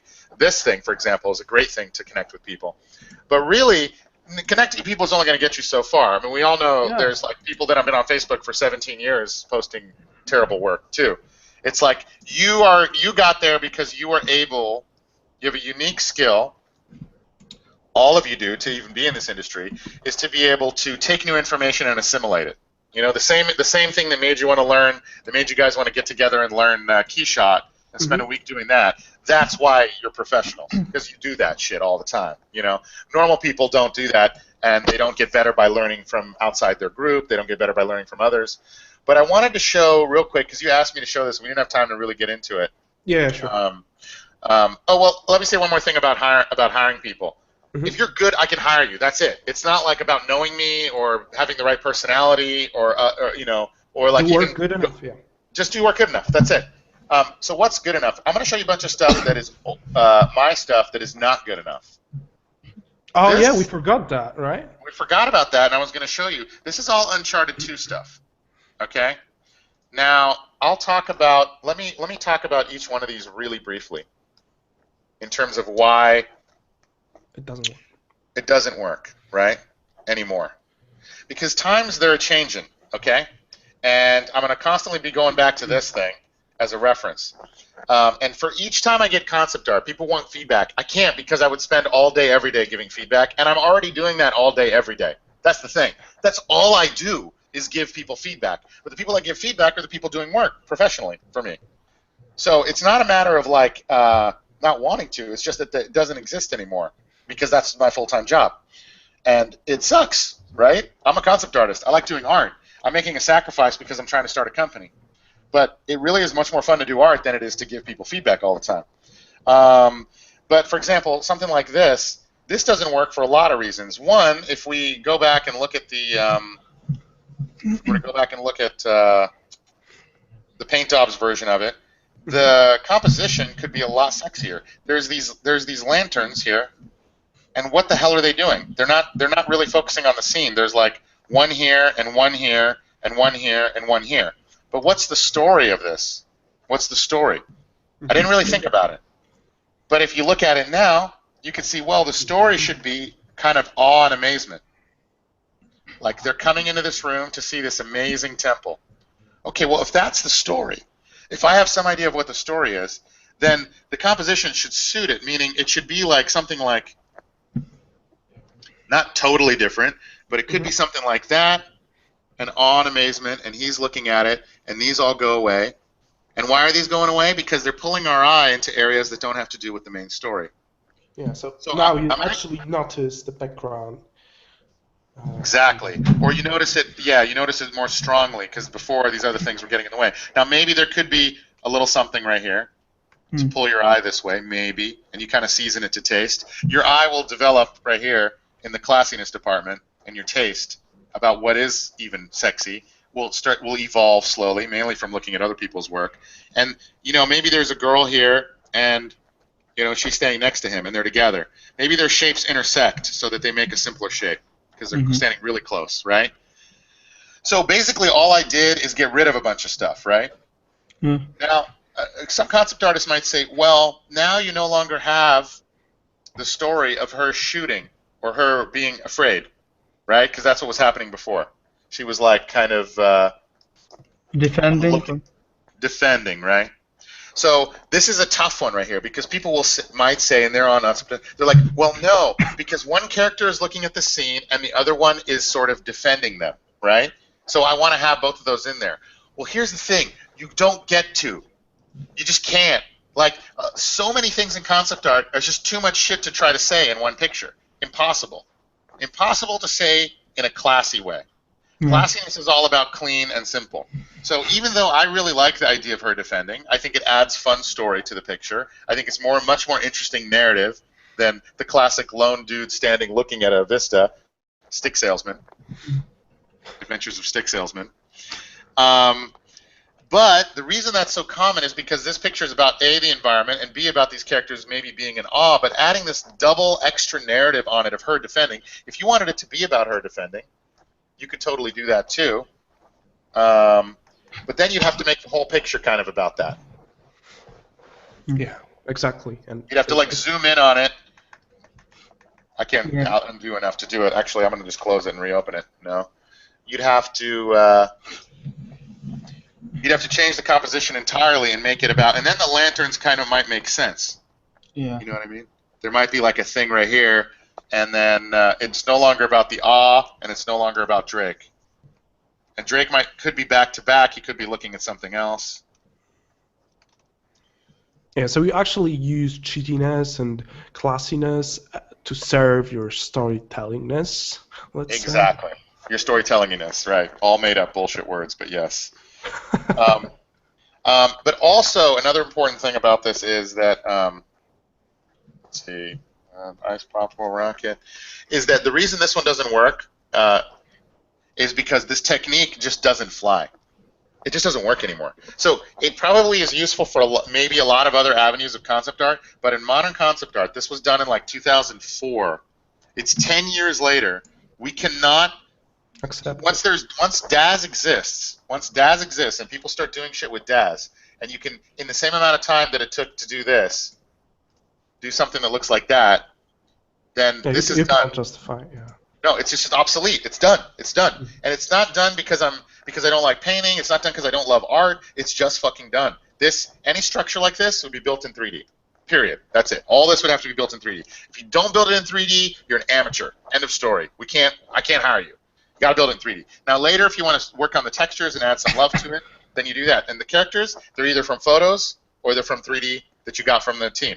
And then you pose them perfectly. Because this kind of shitty-ass character like this sloppy-ass character, especially the character is like the focal point. You got no room for even a minuscule, like, ounce of error in the character. Even if they're small on the screen, the character needs to be absolutely perfect in lighting and position because it's so much what sells it. In fact, I feel like we could even salvage this to some degree if you cropped it like that, put a perfectly posed character in there. This came from 3D, I think, originally, even back in the day. That this doesn't look bad painting-wise, and you put a really nice character in here that was well posed with like a light here, and you could almost get away with this if you just rendered the columns a little bit better. I feel like that could almost fly. Yeah. But most concept artists are hand painting everything. They're not using 3D. They're not using DAZ. They're not using good photos, which is what we used to do before DAZ. And you just look at their portfolio for 1 second, and you're like, no, yeah, we're done. Sorry, that's it. Like, I don't even, you didn't even start, you haven't even started. You haven't even started doing concept art yet. You're doing concept art like we did it 10 years ago, and we're not doing that anymore. So you need to get with the times. And yeah, go ahead.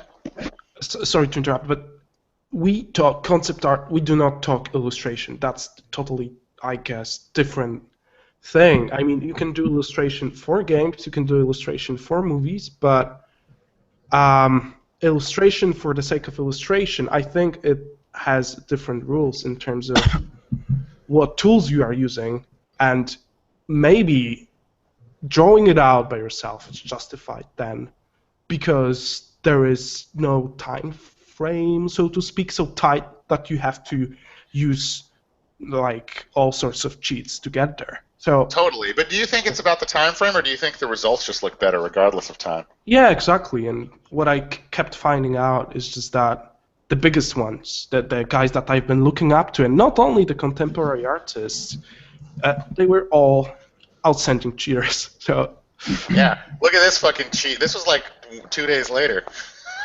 Yeah, that's true. It's like, literally 2 days. And you know what? It was a guilt thing that I had. A guilt of using photos that was like my not maybe misconception, but pre-assumption. I am bad because I use photos. Then you appeared and you told me, hey, Wojtek, fuck you, you can do it. And I was like, oh, dude, awesome, let's do it. And yeah. I miss drawing. I really do. Like back in the day, I was pitching for this is a drawing I did for a new Jack and Daxter game when we were thinking about making one, and I was really into drawing. I was like, drawing is so fun, and I'm bummed out that drawing isn't the thing anymore either. Like I'm a little bummed out. Now, of course, we use drawing to design, but you never deliver to a client a finished drawing as a sketch. You know, a lot of times in concept art. Yeah, concept art, animation. Yeah, animation you do. It's just that the roles of all the things are changing. Like, drawing was originally intended, I think, to help design the stuff, design the shapes. And now we do draw, but we draw with brushes that are, with meshes even.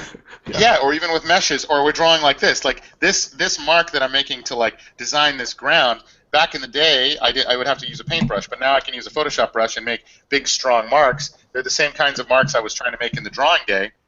But the one thing I would say that people get caught up on is because we start off drawing as artists, right? And they're in school and they're drawing. And then they think that every concept is kind of about the drawing. There's too much emphasis on the drawing. So they're like drawing everything out when the drawing is meant to sort of figure out where everything's going to be. So this drawing is meant to like be like, okay, what's a good maybe an idea for that, right? Like Lake did with his piece. It's another tool, right? It's another tool. Yeah, it's a tool to figure it out, but it's never. It's nowadays. It's rarely a thing you'll ever show anybody. I mean, maybe Lake will show it to me for a split second, like he'll send me this to be like, hey, what do you think of this scribble? Really quick. But it's not like it's not about. This is not about the art of drawing. Do you know what I mean? This is a drawing to get the idea down real quick, and the client never sees it, and we don't even show the client until we're here. Until we're drawing plus DAZ plus lighting, because I don't want them to have any questions. You know what I mean? They never actually see that phase. So the role of drawing is tricky because when people, and a ton of concept artists who will never get work professionally if they don't stop doing that, then draw everything out. Well, they could, but I just don't like it. They draw everything out, and they're like, figure it all out, and then they start painting it in Photoshop on top of the drawing. You can do that, again, like you said, if you're doing an illustration, but fuck, for anything where you could just grab 3D and throw it in there and make it like incredible in like 1 second, like we did with that APC. Or you're a Kim Jong-gi and you just fucking... Or, okay, yeah, so here are the exceptions. You're Wes Bird, your name is Wes Bird, or you're Kim Jong-gi, or you even Andrew Domachowski, I don't know if that's how you say his last name. There's a lot of artists that are outstanding drawers that I would say then just keep drawing. So it's not a hard and fast. There's exceptions. But I would suggest if you're not it's like an all or nothing thing. It's just like really loose painting. There's a handful of people that do it amazingly, and then there's a lot of people that try poorly, including me back in the day. This is an unacceptable, sloppy, dog shit level of painting. Okay? This is just, no way. This is what a lot of people's stuff looks like. I can't hire this person. And here's the reason. I've talked about it before, but I'll bring it up one more time as the last thing. Is we're doing a concept art, right, for a game in the Alps or in the mountains or whatnot. Yeah. And there's all this like kind of like mushy, unsexy shaped, shitty painting. Let me pull it up to show the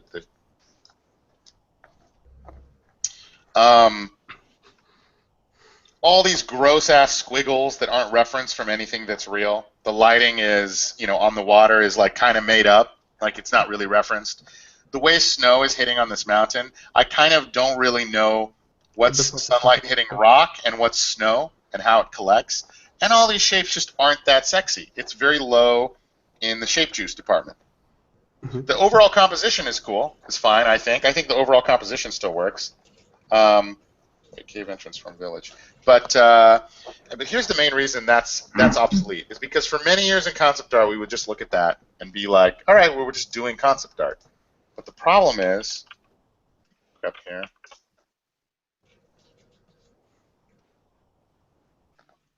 the problem is the shit that really exists is so much more epic. Yeah, you can deliver so much more. I mean, look at that. If you still have some shapes to design them. But isn't that depressing and scary how that all my efforts to make sexy shapes in my half-ass way is less sexy than a photograph of a mountain? The shapes are sexier. They have more flow. They have more movement. They are grouped in a more interesting way. This is like uniformly grouped. This is like a big group and then like little strands up here. And the snow is believable, obviously, because it's real. The way the fog is, the way the clouds are, looks way better. It looks like I'm using some shitty cloud brush, which is what I was doing. The scale looks better.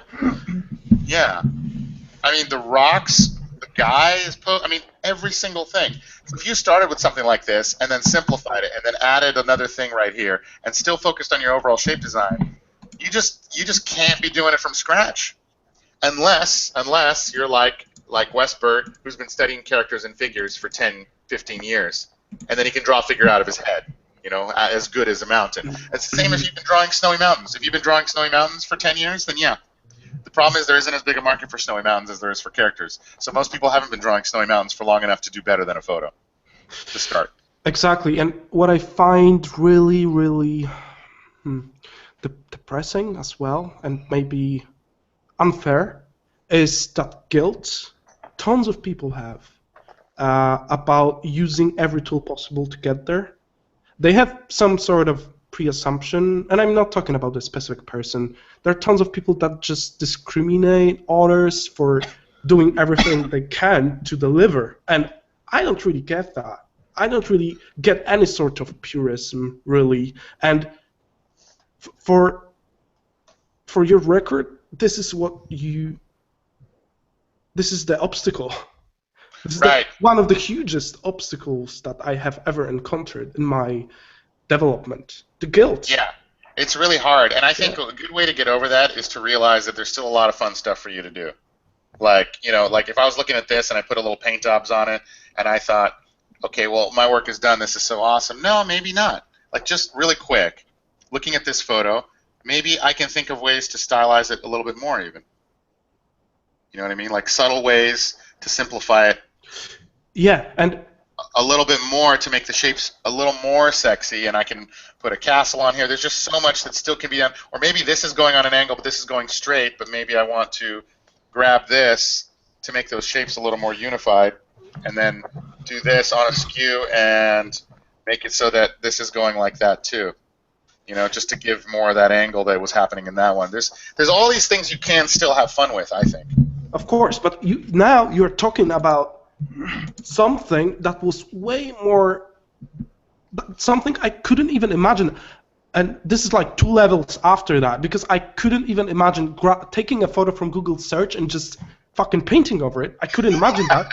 And now you're talking to me about stylizing fucking snow shapes? But I'm still over just grabbing the photo and I'm crying over it, Right. And it's all sorts, and it takes time, and it took time for me to just get over it. This is how the world works now, and this is how they do it, even though it may not be so prominent, and they may not be a credit under every concept art and every photo used, and a lot of people find it unfair, and it's probably totally fair to say that, but And it's a shame when you see kids like doing concept art who are not using the same tools that the person who's been doing it for 10 years are. It's not a fair fight. Of course. But like I said, all that drawing stuff, people are afraid that the art goes away. It doesn't. All that design drawing stuff comes back into play. It just comes back into play in different, more subtle ways. Mm-hmm. Because you still look at Eitan's stuff and are like, holy shit, those shapes are sexy as hell. And he's using every cheat in the book. That's a little bit like with just a regular warfare, Then just they get fucking machine guns. That's it. And they're all dead because they got the fucking machine guns, It is. You're It dead. is like. It Because is like. you have a sword, you're still drawing. I mean, it's cruel, and you know what? I've been growing from that poetic side of it, of art, of that drawing still lifes and all that, and I fucking love it. I still love doing portraits, and I wouldn't be able to do concept art without having time for me to grow exactly in that field, to balance it out. So Totally, and I think it totally applies. All the stuff you learn completely applies. Like even when you're doing something like this, the laws of painting from like back in the day, like in a painting, it's all about, for example, actually, let me pull up the Cliffy B card, because that one was actually a little more painty. So yeah, it's photoreal, but in painting, you know how you have loose strokes and you focus your strokes on the focal point, right? Yeah. That same principle was being applied here, but it was applied in reverse in a really awkward way that to a painter would seem really weird. You're like, wait, you figure out everything realistically, and then you go back and retroactively reduce focus on certain things. It's backwards. It's ass backwards, because back in the day, you would start loose, and then you would focus in on things.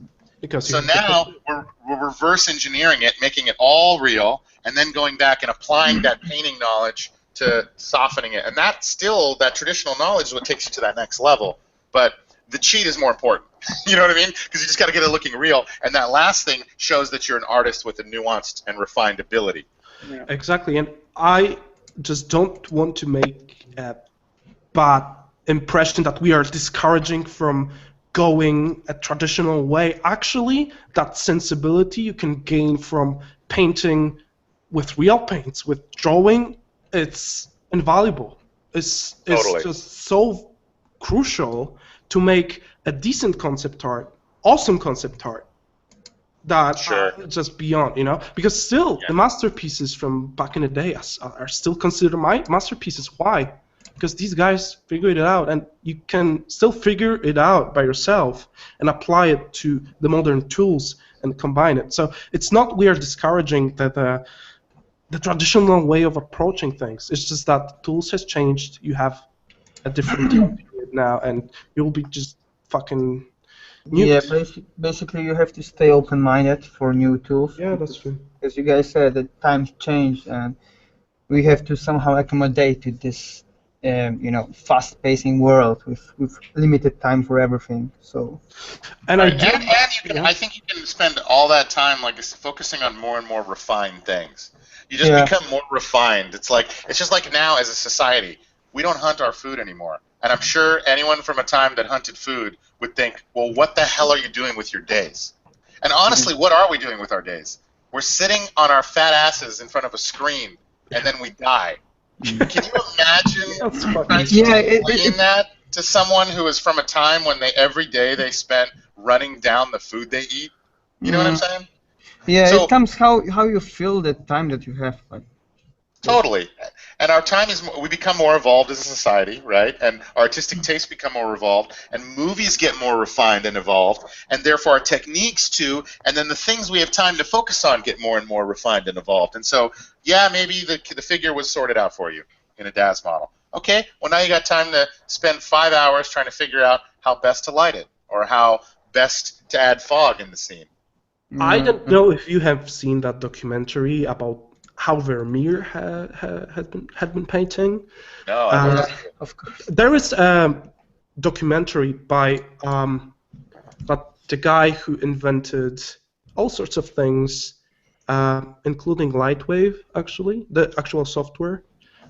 So he's an engineer and he is inventing things. And he was like, okay, I want to figure out if I can become a Vermeer, because I heard he's a fucking cheater. So let's check if I can paint like Vermeer in a year, in half a year, what tools he had been using, and let's check it. And actually, there's mind-blowing documentary. You have to see it if you haven't. Wow. It's called James Vermeer. Yeah, I will post it on the event page. It just makes a good point about, Vermeer living at his times, he also has cheated, and that was modern times for him, and he used modern tools to his advantage, like lenses and camera obscura and all sorts of things to, like, the light quality in his paintings is way beyond his times. Why? Exactly. That's so interesting. I'm gonna check that out. That sounds awesome. Yeah. We'll post the link to that documentary. Yeah, I posted already. It's on Netflix. I'm sure it's on Netflix right now. So, James Vermeer. It's just that. Did you see this thing, the Waterlog app? Oh yeah, I saw Rob Ruppel posting some stuff on Instagram with that. I was like, dude, have you started picking up watercolors? No. No, this example is crazy. I mean, I did it to a bunch of my photos. Nothing. This algorithm they developed, whoever developed this algorithm, it's insane. Because with nothing done to the photo at all, it makes it look like a straight watercolor. With nothing done. No settings even tweaked. It just looks amazing. Just drag and drop. Yeah. But cool. Well, what else we got? I think we can actually wrap up. We got a lot of pretty condensed, nice information in there. Some Italian sweaty guys. Some. Hold on. The most gay session ever. Oh yeah. We achieved it with you, Shaddy. Okay, Yeah. so I think we have one. Okay, actually two more.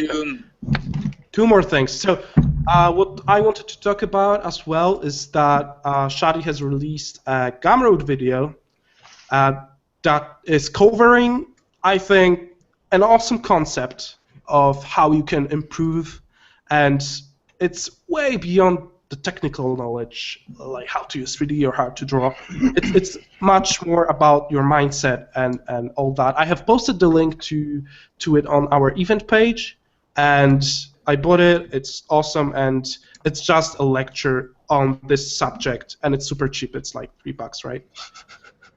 Yeah, and you have the assistance of crazy Italian guys now. So, Thanks, Wojtek. Yeah, and I just want to reiterate, it's not a tutorial on how to use Photoshop or any techniques. It's just talking about what it takes to become a concept artist. And that's good, because I haven't seen that many of those mindset, how to approach concept art industry tutorials at all.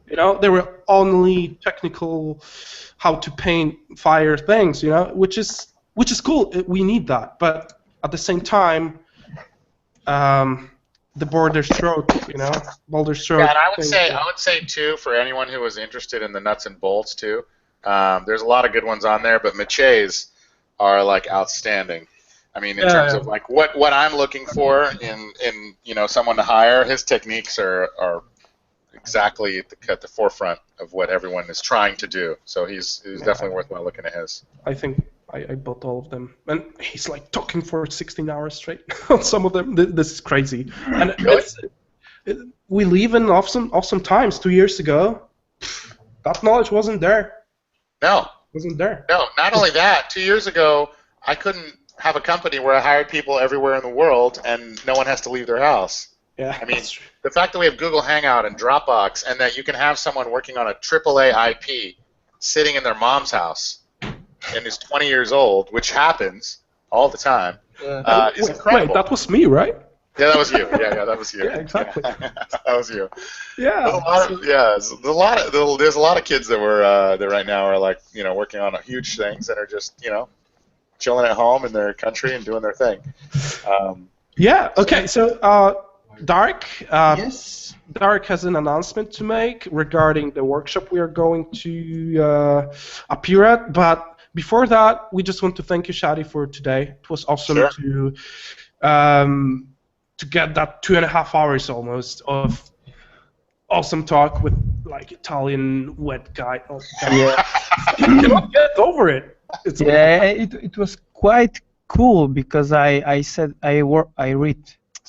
read some comments on our under our video today, and some of the people just said that you look like me or I look like you. So I think it's good. Yeah, there is something about it. That's awesome. Wait, did they say we both look like Italian models, or did we just look like each other? As far as it's good. Yeah. So a big thank you from the whole Level Up community, and I think it was just awesome and really unique in terms of what we have provided to this day. Thanks for inviting me, and thanks for organizing this. You guys are badasses for setting this up every week and setting up a forum where like everyone can share knowledge and learn from each other. I mean, that's a hugely valuable thing. Wojtek, you've been in a while. All of you guys have been in this game a while, but from when we worked together, I've always seen you like talking to other people and sharing information with other people, and that is such a fast track to getting awesome at this. Yeah, that's true. Just being honest and giving stuff out, not being a stingy bastard. Yeah. That's true. I mean, until you get close to the top, and then you're like, fuck all of you peons. But I'm saying, until you get there. Yeah. It's during our times now when it's so easy to share. I guess Level Up is just an essence of this mindset, and we'll keep doing that. So thank you for joining today. We really. One more. You forgot about one question. Oh shit! You are okay. Don't forget it. So, one last question, which is: would you rather be a Godzilla or a billionaire, and why? Oh, billionaire. Why? Because Godzilla can't have sex with anybody, obviously. Bam! All right, awesome. So, wrapping things up. I mean. Awesome. We didn't have this answer cat chase forever? We're gonna sit in the water, waist deep, while people shoot missiles at you until you're dead. What if Godzilla is that there is some female Godzilla somewhere? There is. He has a son, so there must be. Oh, he has a son? Yeah, he has a retarded son. Does that change anything? How cute is the female Godzilla, though? I mean, you would have to be Godzilla to judge that, right? Right. I can't judge. It's not really, because I can tell you that elephant shrew is very cute. You don't have to be the same species to judge beauty. But roughly the same size, I hope. Yeah, roughly. So nobody gets hurt. It's true. Okay. No, so I'd go billionaire. Okay, but I'll tell you another. Would you rather? I would go to space, like around the moon, like not space, like fly out of the atmosphere, but like fly out to the moon and back. For $1 billion. Like if I had $1 billion or be able to do that, I would choose space. Okay, so you could buy it if you would be a billionaire. Right, I suppose I just could, right? I'd probably buy it for less. Bam. All right. Yeah, but if they were like one or the other, because I want to go to space and look out at space and be like, shit, that's really far. You know what I mean? Yeah, I got that impression watching Gravity, actually. Right? Or Interstellar was really good too. I don't know. If you saw that. That's true. Yeah. All right, so we got that obligatory question covered. So, Dark, Yep. now your turn. Can you see my screen? Yep. So yeah, the 2015 is going to be amazing because maybe, and I hope, certainly we will have a chance to meet up with you guys all on live. Like Level Up is going outside, and we had this invitation from IFCC guys that are doing educational and independent festival of creative communication in 25th to 30 May of this year.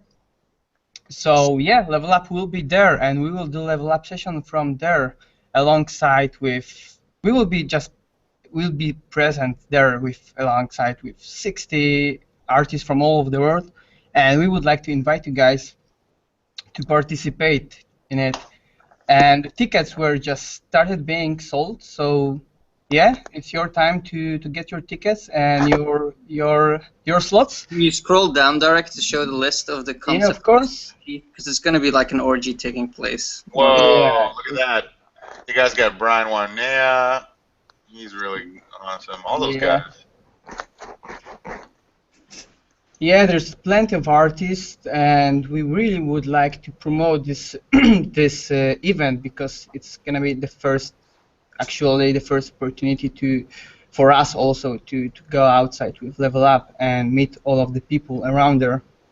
We had some ideas last year, but it didn't turn out, but it didn't work out. So hopefully this time is just a good chance to meet up in beautiful Croatia.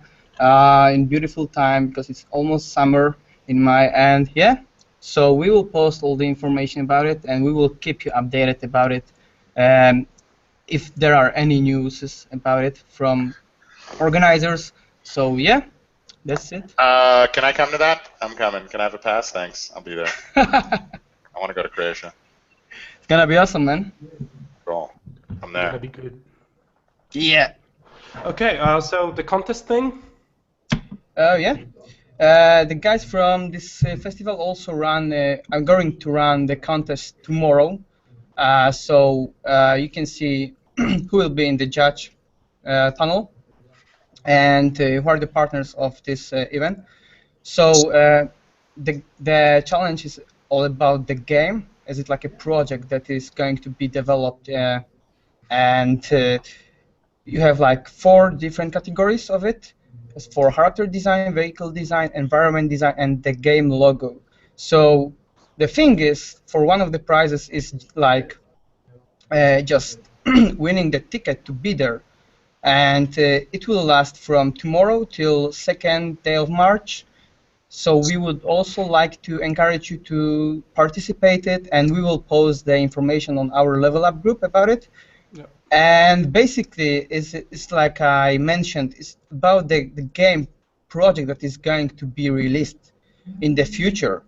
And if it happens that you will win, or will be one of the winners of the contest, you will have a chance to decide if it's gonna be used as your concept will be used in the game or not. But we are pretty sure that if you will win, you will definitely would want to have your concept used in the game. And yeah, and even the prizes are really cool. I mean, they're not financial prizes, but they are prizes that can get you educated for a year. At least, I think. There are all sorts of subscriptions, and yeah. it's really awesome, like anatomy figures and everything. So make sure to check it out, and every place in every category gets a reward. Yeah, we will post the link to this website so we can see actually the rules of it, the judges panel, and all that important things that you need to know about this contest. And we really encourage you to just participate, because I think it's quite a good idea and quite a good opportunity to take your ticket and be there with us. So yeah, exactly. So I guess that covers it for today. And so back to Shaddy. A huge kiss. Yeah. I want my kiss from Papas. Yeah. Now he just left. From Italian. Okay. Well, thank you so much, guys. Oh, there he is. Okay. Yeah. Yes, I want your kiss, Wojtek. Let me know next time you come in LA. And are you back on? I'm just escaping terrorist attacks now, so. Yeah, I know. God damn it, terrorists. Yeah, I want to talk to you. I want to talk to you more about that offline too. But Sure. yeah, I gotta roll out. But thank you so much, guys, for setting up and organizing and doing Thank you this. for all your time. It was really awesome. No way, you guys. Yeah, Knowing how very much time is valued in the concept art field, yeah, that was awesome. So talk to you soon, and All right, guys. yeah, see you next time. Thanks a lot. Bye. Thanks a lot. Cheers. See you guys. Bye. see you. Bye bye.